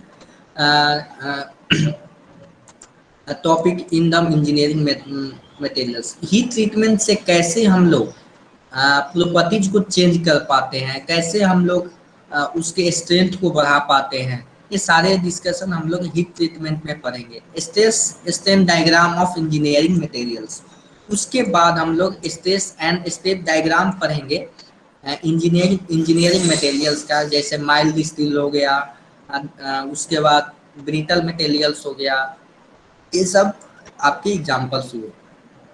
उसके बाद आपको क्या करना है, इसके बाद हमारा नेक्स्ट है casting, forming and joining processes. जैसे कि आपको मालूम होगा कि कास्टिंग जो है one of the oldest process.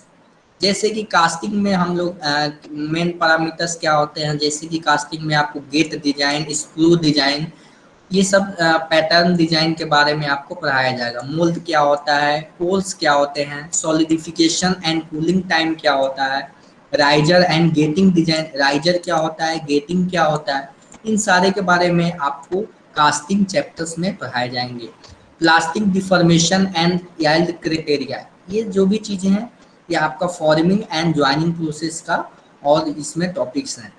Fundamental of hot and cold working process, जैसे कि हॉट वर्किंग क्या होता है, कोल्ड वर्किंग क्या होता है, इसके बारे में भी आपको बताया जाएगा। कब हॉट वर्किंग करते हैं, कब कोल्ड वर्किंग करते हैं, वो ये जो डिपेंड करेगा अलग अलग मटेरियल पे डिपेंड करेगा, और किस टाइप का हमको प्रोडक्ट डिजाइन करना है उस पर भी ये हमारा प्रोसेस, वर्किंग प्रोसेस डिपेंड करेगा।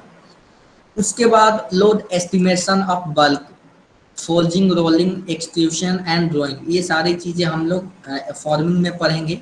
शीट मेटल ऑपरेशंस पढ़ेंगे, फॉर्मिंग प्रोसेस पढ़ेंगे, और प्रिंसिपल ऑफ पाउडर मेटलर्जी, कैसे पाउडर मेटलर्जी है जो हमारे वन ऑफ द ये मतलब स्मॉल टॉपिक है लेकिन बहुत अच्छा टॉपिक है आपका पाउडर मेटलर्जी। उसके बाद principle of welding, brazing and soldering and adhesive bondings क्या होते हैं, इसके बारे में भी आपको प्रोडक्शन इंजीनियरिंग में इसको क्या बोलते हैं, प्रोडक्शन इंजीनियरिंग भी बोलते हैं, क्योंकि इसमें फाइनली हमको क्या करना रहता है, डिजाइन करके प्रोडक्ट को लार्ज स्केल पे हमको मैन्युफैक्चरिंग करना होता है। अब देखिए machine and machine tool operation, इसमें क्या होता है, टूल के बारे में पढ़ेंगे। जैसे अगर हमारा कोई मशीन है और मशीन बहुत सारे वर्क करता है, जैसे ड्रिलिंग, कटिंग, तो उसके टूल्स के बारे में पढ़ा जाएगा। उसके मशीन टूल्स क्या होते हैं, single and multi point tools क्या होते हैं, सिंगल मल्टी पॉइंट टूल्स के बारे में हम लोग डिस्कशन कर लेंगे। टूल जियोमेट्री, देखिए अगर हमारे पास कोई टूल है तो उसका जियोमेट्रिकल डाटा होगा, उसका मटेरियल होगा कि कौन सा मटेरियल हम लोग उसमें यूज करेंगे, उसका टूल लाइफ। अगर सपोज हमने एक नाइफ लिया है, नाइफ, तो नाइफ का कुछ ना कुछ लाइफ होगा, ठीक है ना, कितना दिन तक ये चलेगा, कितना इसका स्ट्रेंथ है, कितना ये पीस कितने मटेरियल को ये कट कर सकता है, इसको टूल लाइफ बोलते हैं। और वियर, टूल का वियर के बारे में भी पढ़ेंगे, क्या क्या पैरामीटर्स हैं, क्या क्या ऐसा कंडीशंस है जो कि टूल वियर होता है। इकोनॉमिक्स ऑफ मशीनिंग, मतलब कौन किस तरह से हम लोग मशीनिंग करें कि वो हमारे लिए इकोनॉमिकल हो। इकोनॉमिकल का मतलब ये होता है कि उस प्रोडक्ट को कम से कम रुपीज में हम लोग डिजाइन कर पाए, कम से कम उसका जो प्रोडक्शन कॉस्ट हो उसका कम से कम हो। और इसके बाद नॉन ट्रेडिशनल मशीनिंग प्रोसेस के बारे में भी हम लोग जानेंगे। इसके बाद वर्क होल्डिंग क्या होता है, design of jigs and fixtures क्या होते हैं, इसको भी हम लोग जानेंगे। अब देखिए फाइनली आपका कोई एक प्रोडक्ट डिजाइन हो गया और उस प्रोडक्ट के बाद क्या होता है, इन्फेक्शन होता है, जैसे कि इसमें मेट्रोलॉजी का कंसेप्ट आता है। Yes law sir. प्रकाश या मुझे ऐसा लगता है कि सिलेबस काफी इलेबरेट है, तो आप बाद में भी तो पढ़ाने ही वाले हैं, तो उसको आगे का कवर करेंगे। जो आपका चार्टिंग है कि कौन से टॉपिक के कितने मार्क्स है और कितना क्या, उससे शुरू करेंगे। तो आज अगर आप थोड़ा 2-3 पन्ना उनको पढ़ा देंगे तो they will get the feeling of demo class कि भाई कैसे पढ़ाते हैं लॉ प्रकाश सर थर्मोडायनामिक्स। तो ये आगे ओके वाला चार्ट खत्म करके आप थोड़ा पढ़ा दीजिए। ऑलरेडी ओके ओके 5 मिनट बचे हैं, तो एक 5 की जगह और 10 मिनट उनके परमिशन से ले लीजिए। तो एक 10-12 मिनट में आपका पढ़ाना भी हो जाएगा और चार्ट भी एक्सप्लेन हो जाएगा। Then let them take the decision. Okay, okay okay तो जस्ट सर। सिलेबस अगली बार करेंगे, हम बचा हुआ है वो। Okay, yes yes yes sir. तो सॉरी सॉरी। देखिए ओके ओके सर। देखिए ये जो कुछ इसमें आपका फोर्थ सेक्शन का ये कुछ सिलेबस है, इसको आप लोग देख लीजिएगा। देखिए अब मार्क्स डिस्ट्रीब्यूशन हमको देखना है। टोटल मार्क्स 100 मार्क्स का होता है हमारा गेट एग्जामिनेशन, जिसमें आपका 15 मार्क्स का इंजीनियरिंग मैथमेटिक्स पूछे जाते हैं। ये 14 मार्क्स का भी कभी कभी पूछ लिया जाता है, तो अप्रोक्स मैं मान के चल रहा हूँ 50 मार्क्स के पूछे जाएंगे। जनरल एप्टीट्यूड, एप्टीट्यूड आपके 15 मार्क्स के ही पूछे जाएंगे, 14 to 15 मार्क्स। और प्रोडक्शन इंजीनियरिंग जो हमने इसका डिस्कस किया, ये जो भी मटेरियल मैन्युफैक्चर एंड इंडस्ट्री, ये जो है ना मेजर कंसर्न रखता है मार्क्स के मामले में, ये भी 15 मार्क्स के आपके पूछे जाएंगे। तो यहीं पे आपके अप्रोक्स 45 मार्क्स आपके कंप्लीट हो गए। तो यानी ये अप्रोक्स आपका 45% यहीं से मार्क्स कवर हो जाता है। उसके बाद स्ट्रेंथ ऑफ मटेरियल, जो कि हमने आपको यहाँ पे बताया था मैकेनिक्स ऑफ मटेरियल्स के बारे में, ये भी 8 मार्क्स 7 to 8 मार्क्स के बारे में पूछा जाता है। Theory of machine 7 to 8 marks, और फ्लूइड मैकेनिक्स जो है ये भी 5 to 7 मार्क्स। मशीन डिजाइन कभी कभी क्या होता है 2 मार्क्स का पूछ लिया जाता है, कभी कभी 5 मार्क्स का भी जाता है। उसके बाद इंडस्ट्रियल इंजीनियरिंग आपका 5 to 7 मार्क्स। इंजीनियरिंग मैकेनिक्स कभी 3 मार्क्स के 4 मार्क्स तक भी पूछा जाता है। थर्मोडायनेमिक्स भी 5 to 7 मार्क्स, और हीट ट्रांसफर 4 to 5 मार्क्स आपके पूछे जाते हैं। और आरएसी और आईसी इंजन ये कभी कभी क्या होता है पूछा भी नहीं जाता है, और कभी कभी पूछ लिया जाता है, जो कि बेसिक्स होते हैं, जो कि आपको थर्मोडायनेमिक्स के ही बेस पे रिलेटेड होते हैं। उसके बाद मैंने आपको मटेरियल साइंस बताया, जो प्रोडक्शन इंजीनियरिंग का ही पार्ट है, तो इसमें आप 2 मार्क्स का स्पेशली जोड़ सकते हैं। तो आप कह सकते हैं कि प्रोडक्शन इंजीनियरिंग जो सेक्शन 4 है, उसमें 15 टू मटेरियल एंड मैन्युफैक्चरिंग जो है 15 to 70 मार्क्स का ये कवर करता है पोर्शन। तो अगर आप मैथमेटिक्स, जनरल एप्टीट्यूड और प्रोडक्शन इंजीनियरिंग कर लेते हैं तो 50% मार्क्स यहीं से अप्रोक्स क्लियर हो जाते हैं। ओके, उसके बाद छोटे छोटे सब्जेक्ट्स हैं जो मैंने आपको यहाँ पे डिस्कस किया था। अब देखिए ड्यूरेशन जो आपका गेट एग्जामिनेशन होता है, ये फरवरी में फर्स्ट या सेकेंड वीक में आपका होता है। ओके, तो फरवरी के फर्स्ट और सेकेंड वीक में होगा। इसमें 3 आवर्स के आपके टाइम होगा और 65 क्वेश्चंस होंगे, और 100 मार्क्स का ये सारा होगा। अब 65 जो क्वेश्चंस होते हैं वो किस तरह से होते हैं, देखिए इसमें मल्टीपल चॉइस क्वेश्चंस आपसे पूछे जाएंगे। मल्टीपल चॉइस का मतलब हुआ कि आपको 4 ऑप्शंस दिए रहेंगे, और 4 ऑप्शंस में आपका एक ही ऑप्शन सही होगा, उसके अलावा कोई सही नहीं होगा। ठीक है, तो इसको मल्टीपल चॉइस क्वेश्चंस बोले जाते हैं। इसके बाद इस साल से आईआईटीज ने इंट्रोड्यूस किया multiple select questions. Multiple select question उन्होंने 2021 में इम्प्लीमेंट किया। तो इसमें क्या एक से ज़्यादा क्वेश्चन सॉल्व हो सकते हैं, एक से ज़्यादा आंसर सही हो सकते हैं। न्यूमेरिकल आंसर टाइप, इसमें क्या होता है कि आपको न्यूमेरिकल दिया रहेगा, न्यूमेरिकल तो सारे होंगे लेकिन इसमें आपको ऑप्शंस दिए जाएंगे, इसमें भी ऑप्शंस दिए जाएंगे, लेकिन इसमें ऑप्शंस नहीं दिए जाएंगे। इसमें आपको एक बॉक्स दिया जाएगा और बॉक्स में आपको आंसर फिल करना है। जैसे 12.02 अगर आपका आंसर आया तो इसको आपको इस तरह से फिल करना होगा। इसको हम लोग न्यूमेरिकल आंसर टाइप बोलते हैं। उसके बाद मैंने आपको सिलेबस के बारे में डिस्कस कर ही दिया। उसके बाद देखिए मार्किंग स्कीम क्या होता है, जो 1 मार्क का क्वेश्चन होगा, इसको आप अगर गलत बनाते हैं तो आपके जो आपने स्कोर किया है उसमें से 0.33 मार्क्स डिडक्ट कर लिए जाएंगे, यानी 1/3 आपका मार्क्स डिडक्ट कर लिया जाएगा रॉन्ग नंबर जो आपने सही बनाया है उसमें से। अब देखिए इसमें 2 मार्क्स में कितना डिडक्ट किया जाएगा, 0.66। ओके, अब देखिए जो आपका न्यूमेरिकल आंसर टाइप है इसमें कोई निगेटिव मार्किंग नहीं है, अगर आप गलत करते हैं तो कोई दिक्कत नहीं है, आपका इसमें 0 मार्क्स मिलेंगे, लेकिन आपका निगेटिव मार्किंग नहीं होगा। आई थिंक यहाँ तक क्लियर है। अब देखिए हमारा फर्स्ट जो मैंने अभी थोड़ी देर पहले बताया था कि हम लोग आज थर्मोडायनेमिक्स का चैप्टर स्टार्ट करेंगे।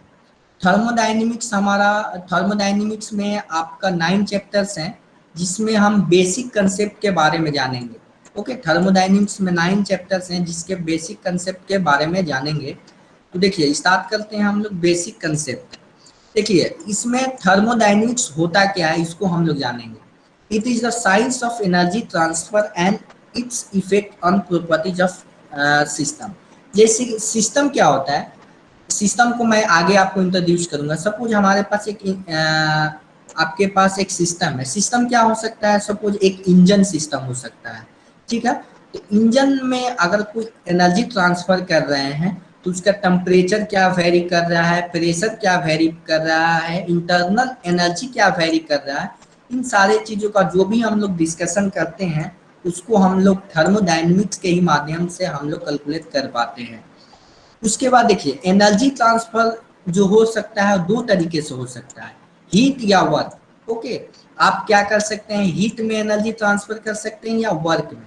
ओके, और मैं आपको बता देना चाहता हूँ हीट जो है डिसऑर्गेनाइज्ड फॉर्म ऑफ एनर्जी है। डिसऑर्गेनाइज्ड फॉर्म क्या होता है, जिसको कि जैसे कि हीट को हम लोग वर्क में फुली तरह से कन्वर्ट कर सकते हैं। जैसे कि अगर हमारे पास फॉसिल फ्यूल्स हैं उसको हम लोग बर्न करके वर्क में कन्वर्ट किया जाता है। फॉर एग्जांपल मैं आपको बता दूं पेट्रोल है।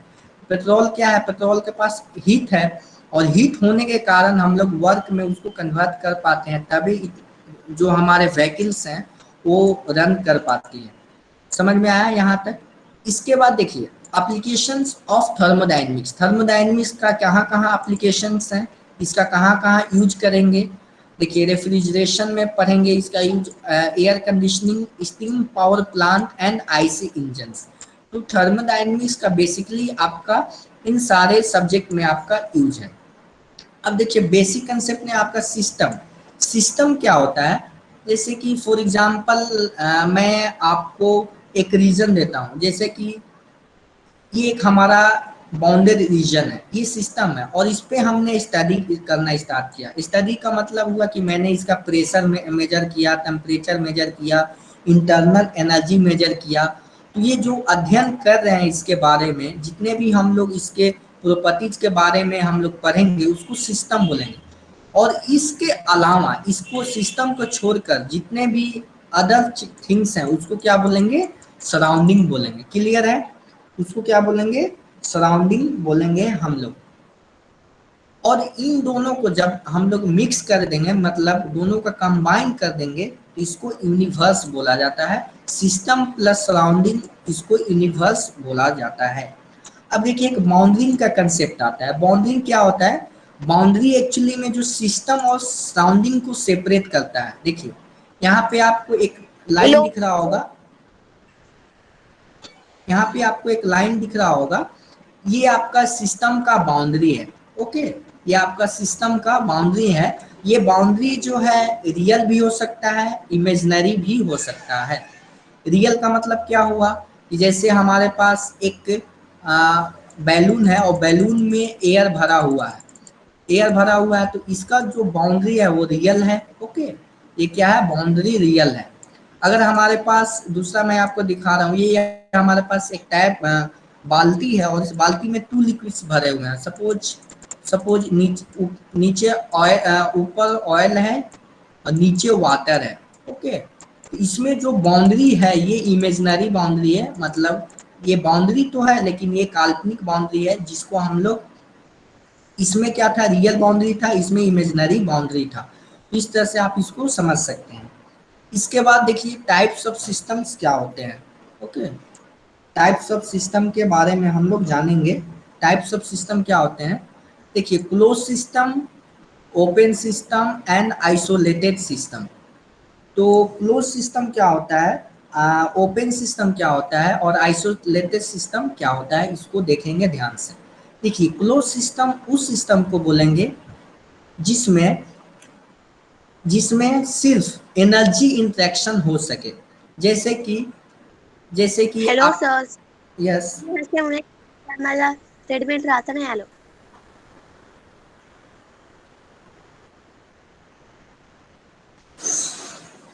ओके, मेरी वॉइस आ रही है ना क्लियर, मेरी वॉइस क्लियर आ रही है। सर सर आपकी वॉइस अच्छे से आ रही है, और जिसको भी कुछ समझ में नहीं आ रहा है तो माइक ऑन मत करो। ओके आपको ओके चैट बॉक्स में ही लिखना है। अगर आपको हमारे रूल समझ में नहीं आते तो आप क्लास लीव कर सकते हैं। रूल्स रूल्स है, चैट बॉक्स में ही लिखना है। आप माइक ऑन करोगे, वीडियो ऑन करोगे, ये सब नौटंकी यहाँ मत करो। तो सर आपकी वॉइस अच्छे से आ रही है, कोई भी ओके प्रॉब्लम, जिसका नेटवर्क का खुद का प्रॉब्लम है वो अपना देख लेगा। Please okay. कंटिन्यू। तो देखिए सिस्टम को हमने अभी थोड़ी देर पहले डिफाइन किया था, और सिस्टम जो होते हैं 3 टाइप्स के होते हैं, close system, open system and isolated system. तो क्लोज सिस्टम क्या होते हैं, क्लोज सिस्टम उस सिस्टम को बोलते हैं जिसमें सिर्फ एनर्जी इंटरेक्शन हो सके। फॉर एग्जाम्पल हमारे पास एक सील्ड कंटेनर है, ओके, सील्ड कंटेनर है जो कि पूरी तरह सील्ड है, और इसको हमने क्या किया, हीट किया, और इसमें क्या है, वाटर है। सील कंटेनर में सपोज आपके पास वाटर है, तो इससे तो वाटर तो बाहर नहीं निकाल सकते, लेकिन हीट को बाहर निकाला जा सकता है या ऐड किया जा सकता है। कैसे ऐड करेंगे, इसको हम लोग हीट देंगे तो इसमें हीट ऐड होगा। जैसे हम लोग क्या करेंगे, गैस एलपीजी सिलेंडर से सपोज हम लोग इसको हीट करेंगे तो इसका टेम्परेचर बढ़ेगा, और इसको सपोज रेफ्रिजरेटर में रख देंगे तो इसका क्या होगा, टेम्परेचर घटेगा। इस टाइप के क्वेश्चंस को, इस टाइप के सिस्टम्स को क्या बोलते हैं, क्लोज सिस्टम बोलते हैं। ओपन सिस्टम क्या होता है, अगर एक टी इन कप, अगर आपके पास एक चाय की कप है, तो चाय की कप में क्या होता है, इसमें हीट भी इंटरेक्शन होता है और मास भी इंटरेक्शन होता है। जैसा कि आपने देखा होगा, अगर बहुत हॉट टी है तो टी का वेपर आपको निकलता हुआ दिखाई देगा। ये क्या हुआ, मास आउट हो रहा है, यानी टी का कुछ पोर्शन आपका एयर में मिक्स हो जा रहा है। इसका मतलब ये कहें कि अगर 100 ग्राम चाय था तो कुछ देर देखेंगे कि 80 ग्राम ही चाय बचा।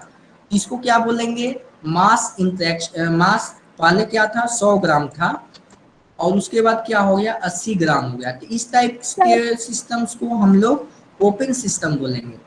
इसके बाद एनर्जी इन, जैसा कि हमने क्या किया, अगर सपोज इसका टेम्परेचर, इनिशियल टेम्परेचर 50 डिग्री था, तो थोड़ी देर बाद क्या होगा, चाय ठंडी होगी तो इसका टेम्परेचर कितना होगा, 30 डिग्री सपोज हो जाएगा। ओके, तो इस टाइप्स के सिस्टम्स को हम लोग ओपन सिस्टम बोलते हैं।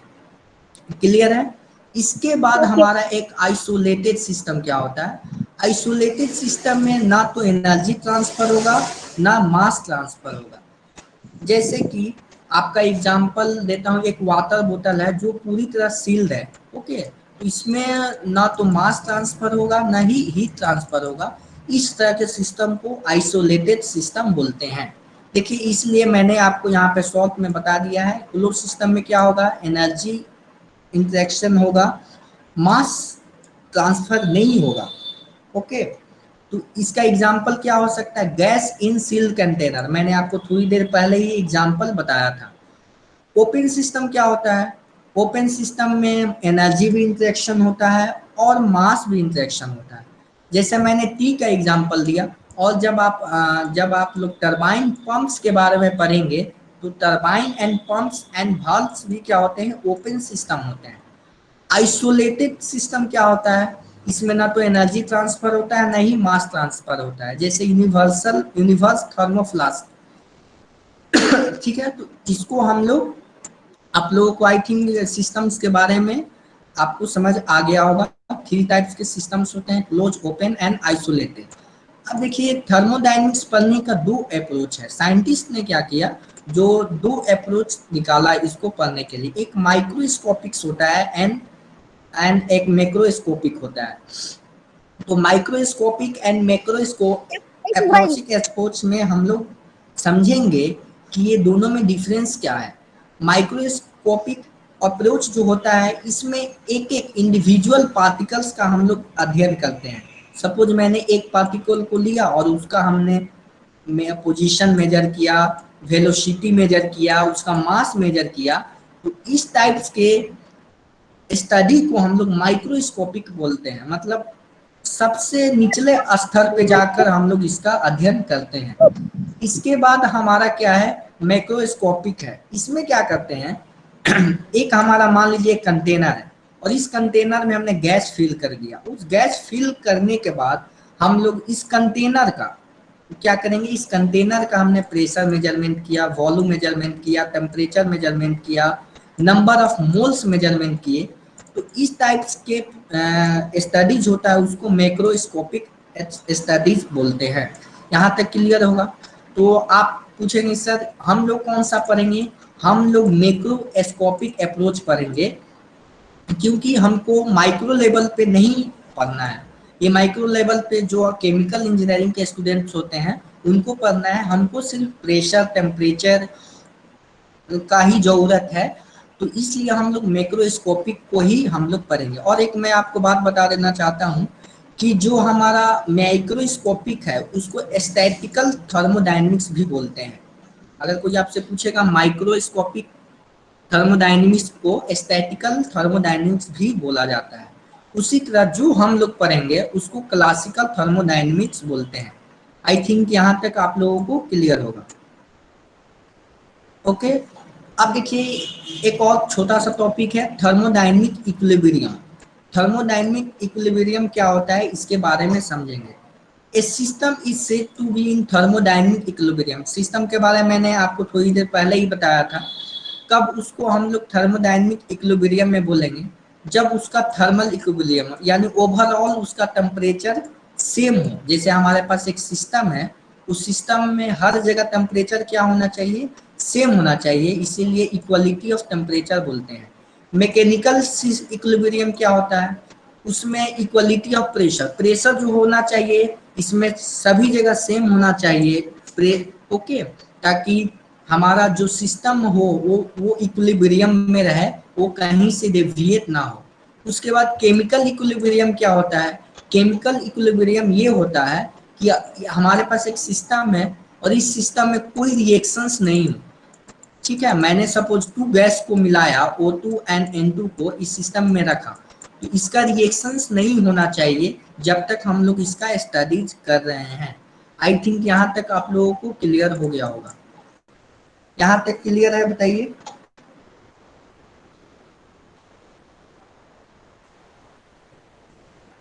ओके, अब हम लोग यहाँ तक हमने क्लासिकल और एस्थेटिकल थर्मोडायनेमिक्स में डिफरेंस देखा।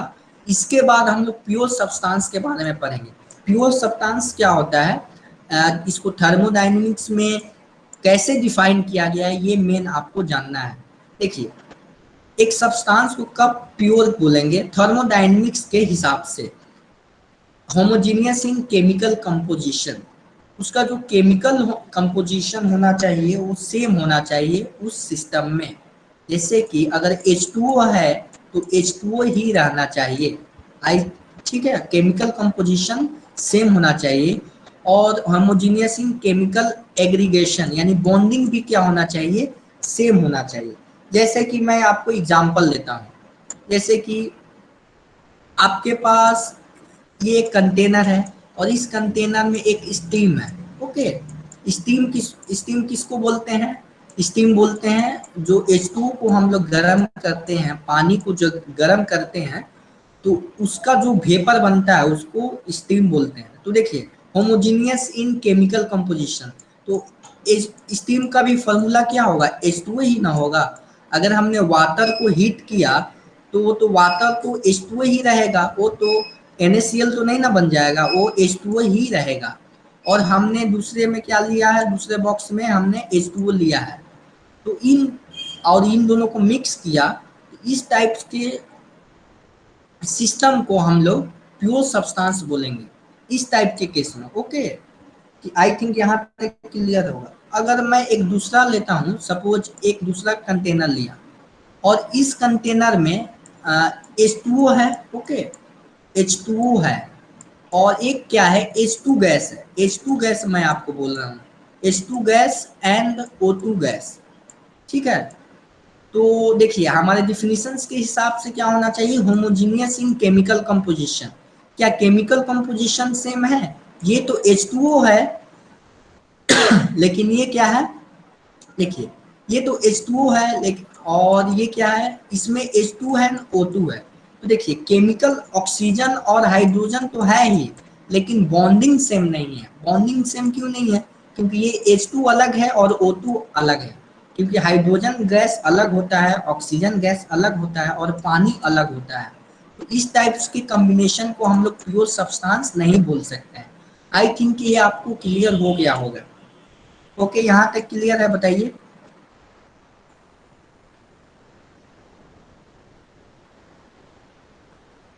ओके, इसके बाद हमारा एक इसके बाद हमारा एक प्रॉपर्टीज ऑफ सिस्टम, जैसे कि थोड़ी देर पहले हमने सिस्टम के बारे में पढ़ा था, अब सिस्टम के प्रॉपर्टीज के बारे में पढ़ेंगे। देखिए प्रॉपर्टीज क्या होते हैं, जैसे कि प्रॉपर्टीज को बेसिकली 2 टाइप्स में डिवाइड किया गया है इसमें, जैसे कि intensive and extensive properties. Intensive properties क्या होता है, इसको आपको ध्यान में रखना है। Intensive properties do not depends on the amount of matter.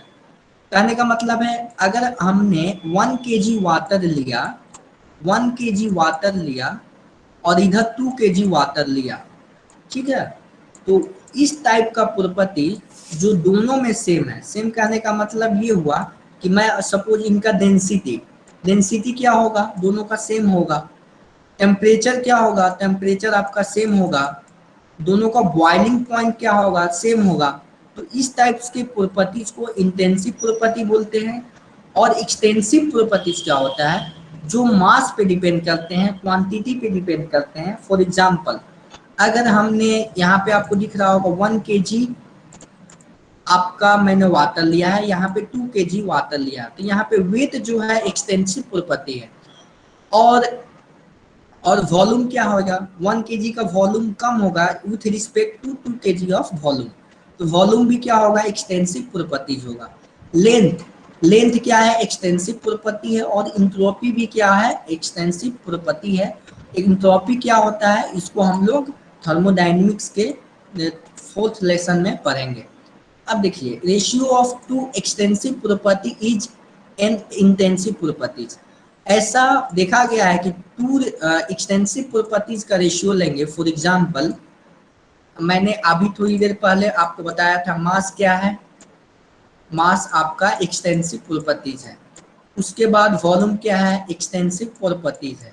इन दोनों का जब आप रेशियो लीजिएगा ना, तो डेंसिटी आता है। डेंसिटी है ना, मास बाई वॉल्यूम को क्या बोलते हैं, डेंसिटी बोलते हैं। तो डेंसिटी हमारा क्या हो जाएगा, डेंसिटी हमारा इंटेंसिव प्रॉपर्टीज हो जाएगा। ठीक है, तो आई थिंक यहाँ तक आपको क्लियर हो गया होगा।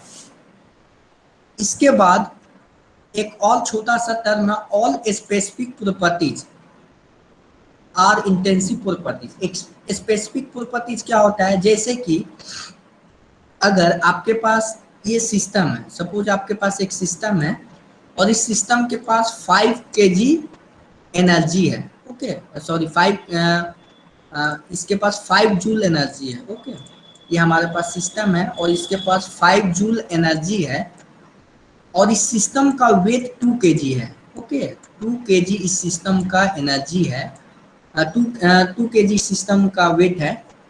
तो हमारा स्पेसिफिक एनर्जी क्या होगा, स्पेसिफिक एनर्जी को डिफाइन करते हैं energy by weight of that system. Okay, तो एनर्जी हमारा एनर्जी बाय क्या लिखेंगे, weight of that system, energy by weight. Okay, तो वेट यहाँ पे हमने लिखा, तो एनर्जी कितना है, 5 जूल है। और इसके बाद यहाँ पे 2 kg। ओके, तो इसको स्पेसिफिक प्रॉपर्टीज बोलेंगे 2.5 जूल पर केजी, जूल पर केजी। क्लियर है? यानी अगर हम लोग कोई ऐसा प्रॉपर्टीज है जिसको पर केजी के टर्म में डिनोट करते हो, जैसे कि अभी हमने यहाँ पे डिनोट किया, जैसे कि अभी हमने डिनोट किया पर केजी, तो इस टाइप के प्रॉपर्टीज को स्पेसिफिक प्रॉपर्टीज बोला जाता है। जैसे कि आपका एग्जांपल है स्पेसिफिक वॉल्यूम है, स्पेसिफिक इंथैल्पी है, स्पेसिफिक इंटरनल एनर्जी है, स्पेसिफिक इंट्रोपी है। तो आई थिंक यहाँ तक आपको क्लियर होना चाहिए। यहाँ तक क्लियर है, बताइए।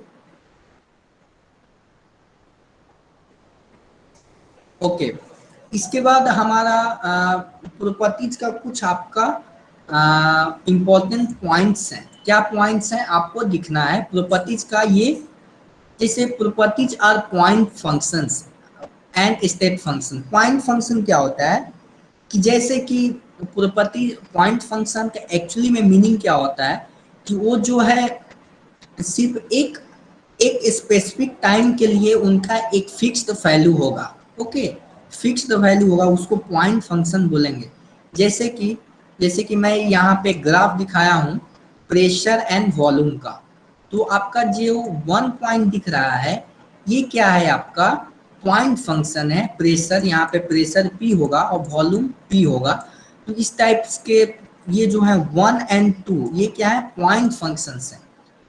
देखिए, properties of independent of past history, जैसे कि अगर हमारे पास कोई एक सिस्टम है और इस सिस्टम को मैंने किसी तरह से मैंने क्या किया, कुछ यहाँ पे एनर्जी दिया, और एनर्जी देने के बाद अगर ये सपोज पहले 5 किलो पास्कल इसका प्रेशर था। ओके, इसका सपोज इसका पहले 5 किलो पास्कल इसका प्रेशर था, और इसको मैंने किसी तरह से भी मैंने बहुत सारे प्रोसेस अप्लाई करके इसको 2 किलो पास्कल मैंने इसको प्रेशर अप्लाई किया। तो फाइनली हमने प्रेशर तो चेंज कर दिया, लेकिन इसमें हमने प्रोसेस के बारे में डिस्कस नहीं किया। तो ये जो प्रेशर हमने चेंज किया, कैसे चेंज किया ये मायने नहीं रखता है, हमने किस पॉइंट पे गया ये मायने रखता है। ओके, तो ये क्या है? इंडिपेंडेंट ऑफ पास्ट, इसलिए ये पाथ पे डिपेंड नहीं करते हैं, सिर्फ पॉइंट फंक्शंस होते हैं। Okay, properties are exact differential. Exact का मतलब क्या होता है? जैसे कि आप लोग डिफरेंशिएशन में पढ़े होंगे एग्जैक्ट एंड इनएग्जैक्ट डिफरेंशियल इक्वेशंस, इस टाइप्स के आप लोग पढ़े होंगे। तो एग्जैक्ट का मतलब होता है कि वो सिर्फ पॉइंट पे ही डिपेंड करेंगे, वो आपको पाथ पे डिपेंड नहीं करेंगे। क्लियर है? यहाँ तक बताइए, यहाँ तक क्लियर है? ओके, अब देखिए कुछ प्रोसेसेस हैं क्वासी स्टैटिक प्रोसेस। ये क्या है? ये एक्चुअली में हाइपोथेटिकल प्रोसेस है जिसको हम लोग डिफाइन करते हैं। कैसे डिफाइन करते हैं? वेरी स्लो प्रोसेस, एक ऐसा प्रोसेस जो बहुत स्लो प्रोसेस है, ये एक हाइपोथेटिकल प्रोसेस माना जाता है, क्योंकि इसके ही रिस्पेक्ट से हम लोग आगे की स्टडीज करेंगे, ताकि हमारा स्टडीज जो होगा वो आसान होगा। आसान होने का सेंस, जब तक आसान सीखेंगे तभी हम लोग टफ की तरफ जा सकते हैं। ये जो क्वासिक स्टैटिक प्रोसेस है इसको हम लोग हाइपोथेटिकल मानेंगे, ये एक वेरी स्लो प्रोसेस होता है। ओके, और जो प्रॉपर्टीज का चेंज होता है, सपोज बहुत धीरे धीरे इसका प्रॉपर्टीज सेम होता है, तो प्रॉपर्टीज इसका जो प्रॉपर्टीज चेंज बहुत कम होता है। तो इस टाइप के प्रोसेसेस को हम लोग क्वासिक स्टैटिक प्रोसेस बोलते हैं। इसको आगे हम लोग न्यूमेरिकल में सॉल्व प्रैक्टिस के दौरान सीखेंगे कि कहाँ किसको क्वासिक स्टैटिक प्रोसेस से रिलेट कर सकते हैं, किसको नहीं कर सकते हैं। ठीक है, देखिए रिवर्सिबल प्रोसेस क्या होता है, और देखिए रिवर्सिबल प्रोसेस ये होता है, जैसे मैं आपको बोलूं कि मैंने क्या किया यहाँ पर,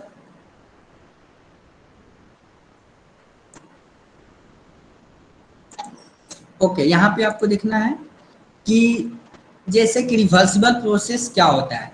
देखिए मैंने एक प्रॉपर्टीज लिया, सपोज मैंने एक प्रॉपर्टीज लिया P, और P जो 1 पॉइंट पे है इस पॉइंट से हमको 2 पॉइंट पे पहुंचना है, तो हमने किस पाथ को फॉलो किया, सी पाथ को फॉलो किया।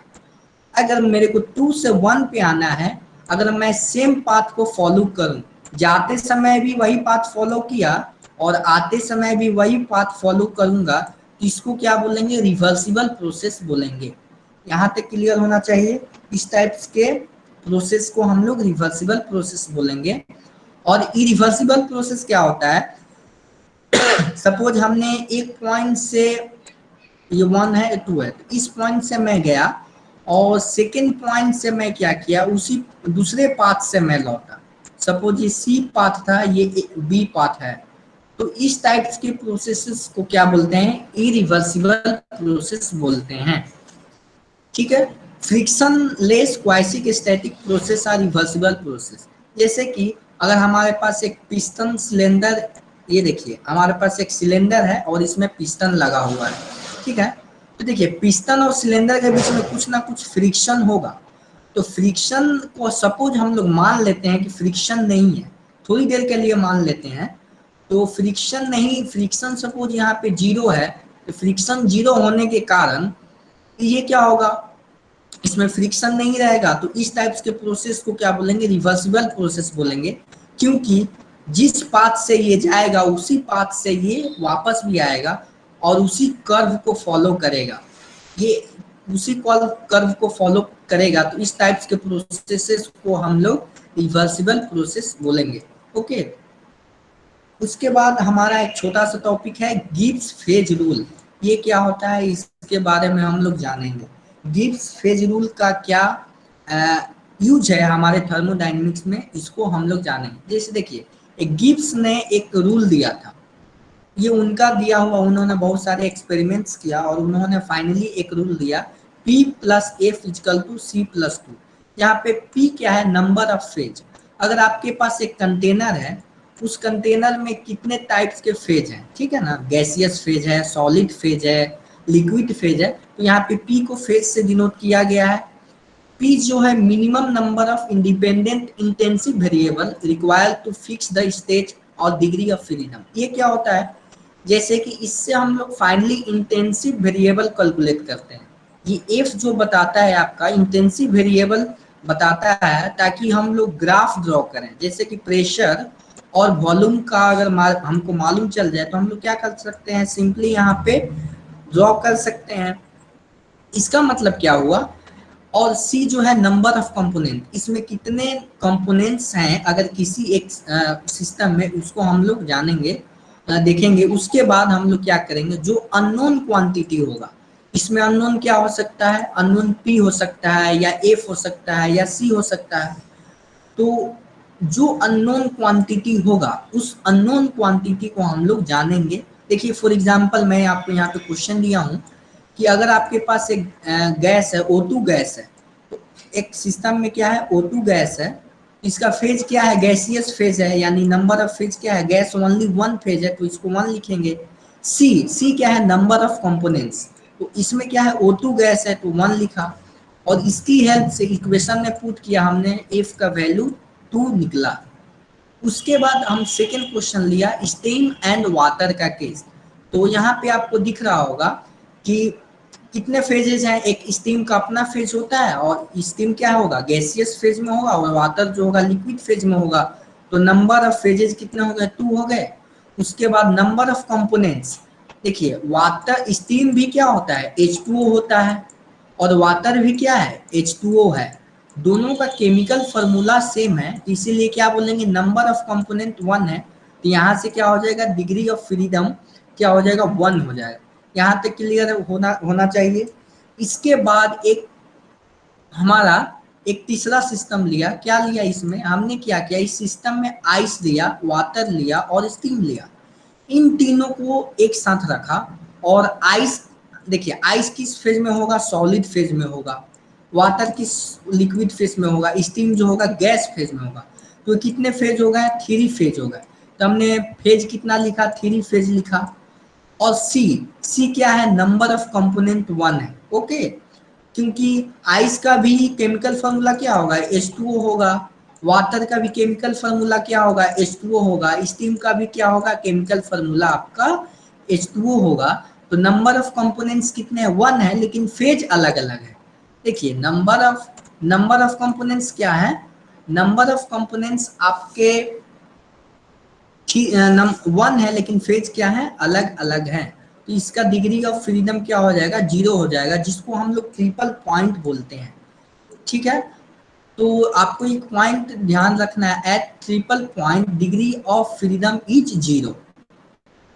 अब देखिए थर्मोडायनेमिक साइकिल के बारे में हम लोग जानेंगे। एक्चुअली में थर्मोडायनेमिक साइकिल क्या होता है, और इसको थर्मोडायनेमिक्स का एक साइकिल का एक्चुअल इम्प्लीमेंटेशन क्या है थर्मोडायनेमिक्स में, इसको हम लोग जानेंगे। जैसे कि यहाँ पे आपको जैसे कि यहाँ पे अगर सपोज मैं आपको बोलूं कि एक थर्मोडायनेमिक एक सिस्टम है, वो सिस्टम एक साइक्लिक प्रोसेस है। साइक्लिक प्रोसेस क्या होता है मैं आपको बताऊंगा। देखिए साइक्लिक प्रोसेस क्या होता है, जिसका इनिशियल और फाइनल पोजीशन सेम हो। जैसे कि ये फर्स्ट पोजीशन है और ये सेकेंड पोजीशन है। ठीक है, तो फर्स्ट पोजीशन आपका क्या है, 1 से 2 मैं यहाँ पे गया और 2 से 1, तो मैं 1 पॉइंट पे था, फाइनली 1 पे आ गया। तो इस टाइप के सिस्टम को क्या बोलते हैं, ये जो सिस्टम है साइक्लिक प्रोसेस सिस्टम है। ओके, अब देखिए minimum number of process required for a cycle और 2। देखिए कम से कम साइकिल को डिफाइन करने के लिए 2 प्रोसेसेस चाहिए। देखिए मैंने 2 प्रोसेसेस दिखाया है, और मैक्सिमम 3-4 कुछ भी हो सकते हैं। फॉर एग्जांपल 1 2 3 4, इसमें क्या है 4 प्रोसेसेस हैं, देख रहे हैं ना, इसमें कितने हैं 4 प्रोसेसेस हैं, इसमें कितने हैं 2 प्रोसेसेस हैं। क्लियर है। इसके बाद आपको एक मैंने यहाँ पे थर्मोडायनेमिक्स का आपका एक रियल एग्जांपल यहाँ पे दिया है। जैसे कि यहाँ पे कंप्रेशर है, इसमें हीट एक्सचेंजर है, टरबाइन है, और हीट एक्सचेंजर है। ये हीट एक्सचेंजर यहाँ पे कुछ यहाँ पे हीट को रिलीज करेगा, और ये जो हीट एक्सचेंजर है इसमें हीट को इन करने में हेल्प करेगा। ओके, एक लास्ट टॉपिक है कंसेप्ट ऑफ कंटिन्यूम। ये क्या होता है इसको हम लोग जानेंगे। देखिए continuum means continuous. In continuum concept, we assume to be distribution uniform and continuously। जैसे कि हमने एक सिस्टम पढ़ा, तो सिस्टम में हम लोग क्या करेंगे, अगर इस सिस्टम में वाटर है तो हम लोग कंटिन्यूम कंसेप्ट क्या बोलता है कि जो आपका वाटर है ना, ये कंटिन्यूअसली हर एक पॉइंट पे होना चाहिए सिस्टम में। ठीक है, तब जैसे कि यहाँ पे सपोज इस कॉर्नर पे वाटर नहीं है, तो हम लोग कंटिन्यूम कंसेप्ट नहीं अप्लाई कर सकते। कंटिन्यूम कंसेप्ट अप्लाई करने के लिए जो हमने सिस्टम माना है, उस सिस्टम के हर एक पॉइंट पे जो हमारा सपोज वाटर क्या है, यूनिफॉर्मली डिस्ट्रीब्यूटेड होना चाहिए और कंटिन्यूअस होना चाहिए। यानी हर एक पॉइंट पे क्या होना चाहिए, वाटर मॉलिक्यूल्स होना चाहिए। ओके, और जैसे कि there should be large number of molecules, मैंने पहले ही बताया बहुत सारे मॉलिक्यूल्स होना चाहिए, तभी हम लोग कंटिन्यूम कंसेप्ट अप्लाई कर सकते हैं। Mean free paths must be small. Mean free path क्या होता है, इसको लेमन लैंग्वेज में समझिए, डिस्टेंस बिटवीन 2 मॉलिक्यूल्स। जो 2 मॉलिक्यूल्स हैं उनके बीच का डिस्टेंस बहुत कम होना चाहिए, तभी हम लोग कंटिन्यूम कंसेप्ट अप्लाई कर सकते हैं, तभी हम लोग क्लासिकल थर्मोडायनेमिक्स पढ़ सकते हैं। ठीक है, क्लासिकल थर्मोडायनेमिक्स हमने बताया ना, माइक्रोस्कोपिक अप्रोच होता है। तो आई थिंक ये हमारा फर्स्ट चैप्टर था, बेसिक कंसेप्ट। तो बेसिक कंसेप्ट में 2 क्वेश्चंस मैंने आपके लिए दिए हैं, इसको मैं आपको एक्सप्लेन कर देता हूँ। For example, which of the following are pure substance. देखिए इसमें आपको प्योर सब्सटेंस के बारे में मैंने आपको बताया था कि होमोजीनियस कंपोजिशन होना चाहिए और बॉन्डिंग क्या होना चाहिए, सेम होना चाहिए। तो देखिए गैसियस एयर आपका क्या है, प्योर सब्सटेंस है, क्योंकि आप गैसियस एयर को लेंगे तो हर एक पॉइंट पे क्या होगा, इसका जो केमिकल, अगर सपोज मैंने क्या किया, इसको मैंने इस तरह से बांटा, अगर सपोज इसमें O2 है तो इसमें भी क्या होना चाहिए, O2 होना चाहिए। ओके, तो सारे जगह ऑक्सीजन है, इसका कहने का मतलब ये है कि सारा जगह कंपोजिशन क्या है, सेम है, और बॉन्डिंग भी सेम है। तो हमारा पी आंसर हो जाएगा एक फर्स्ट गैसियस एयर, और क्या हो जाएगा, a mixture of gaseous air and liquid water.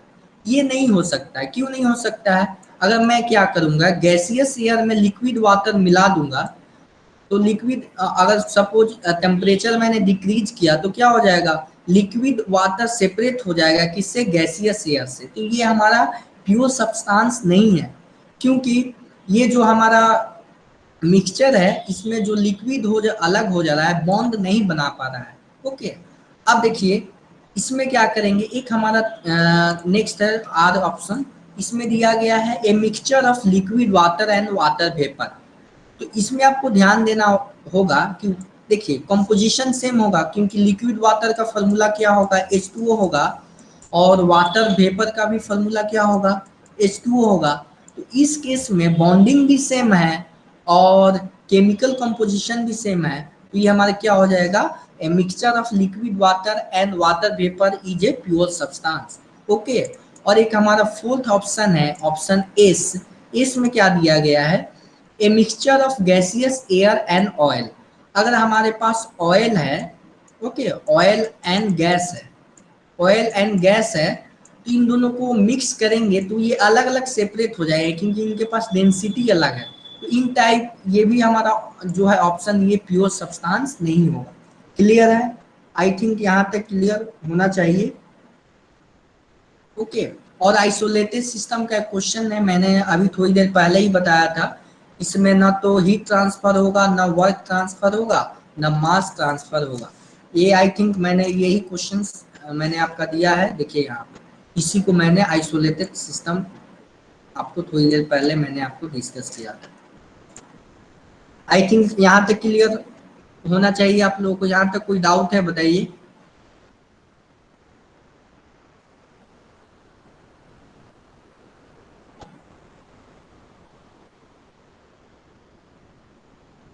Law Prakash sir, I'm audible? Yes sir. Yeah.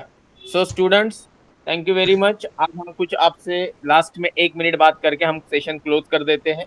सी ये तरीका रहेगा, कॉन्सेप्ट एक्सप्लेन किया जाएगा।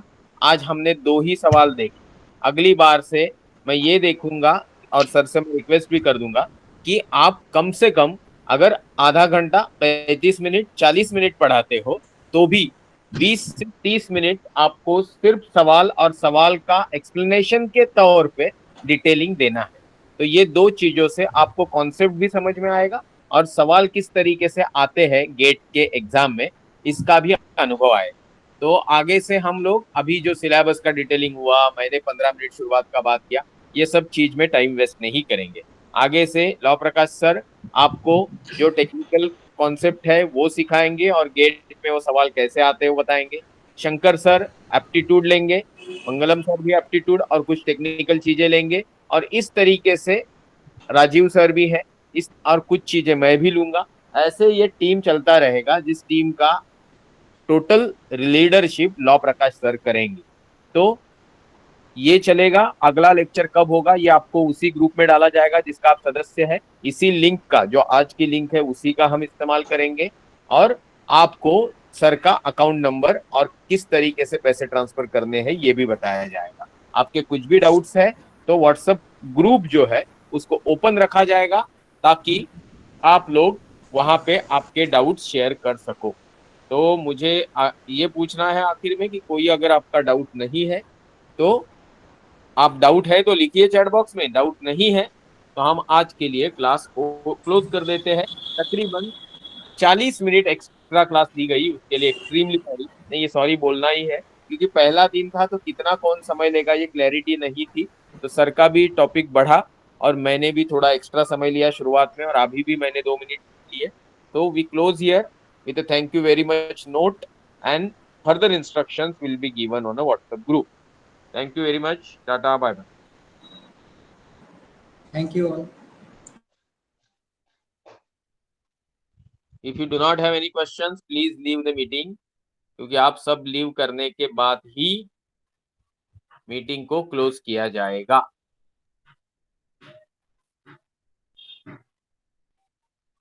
Okay, thank you. Please leave.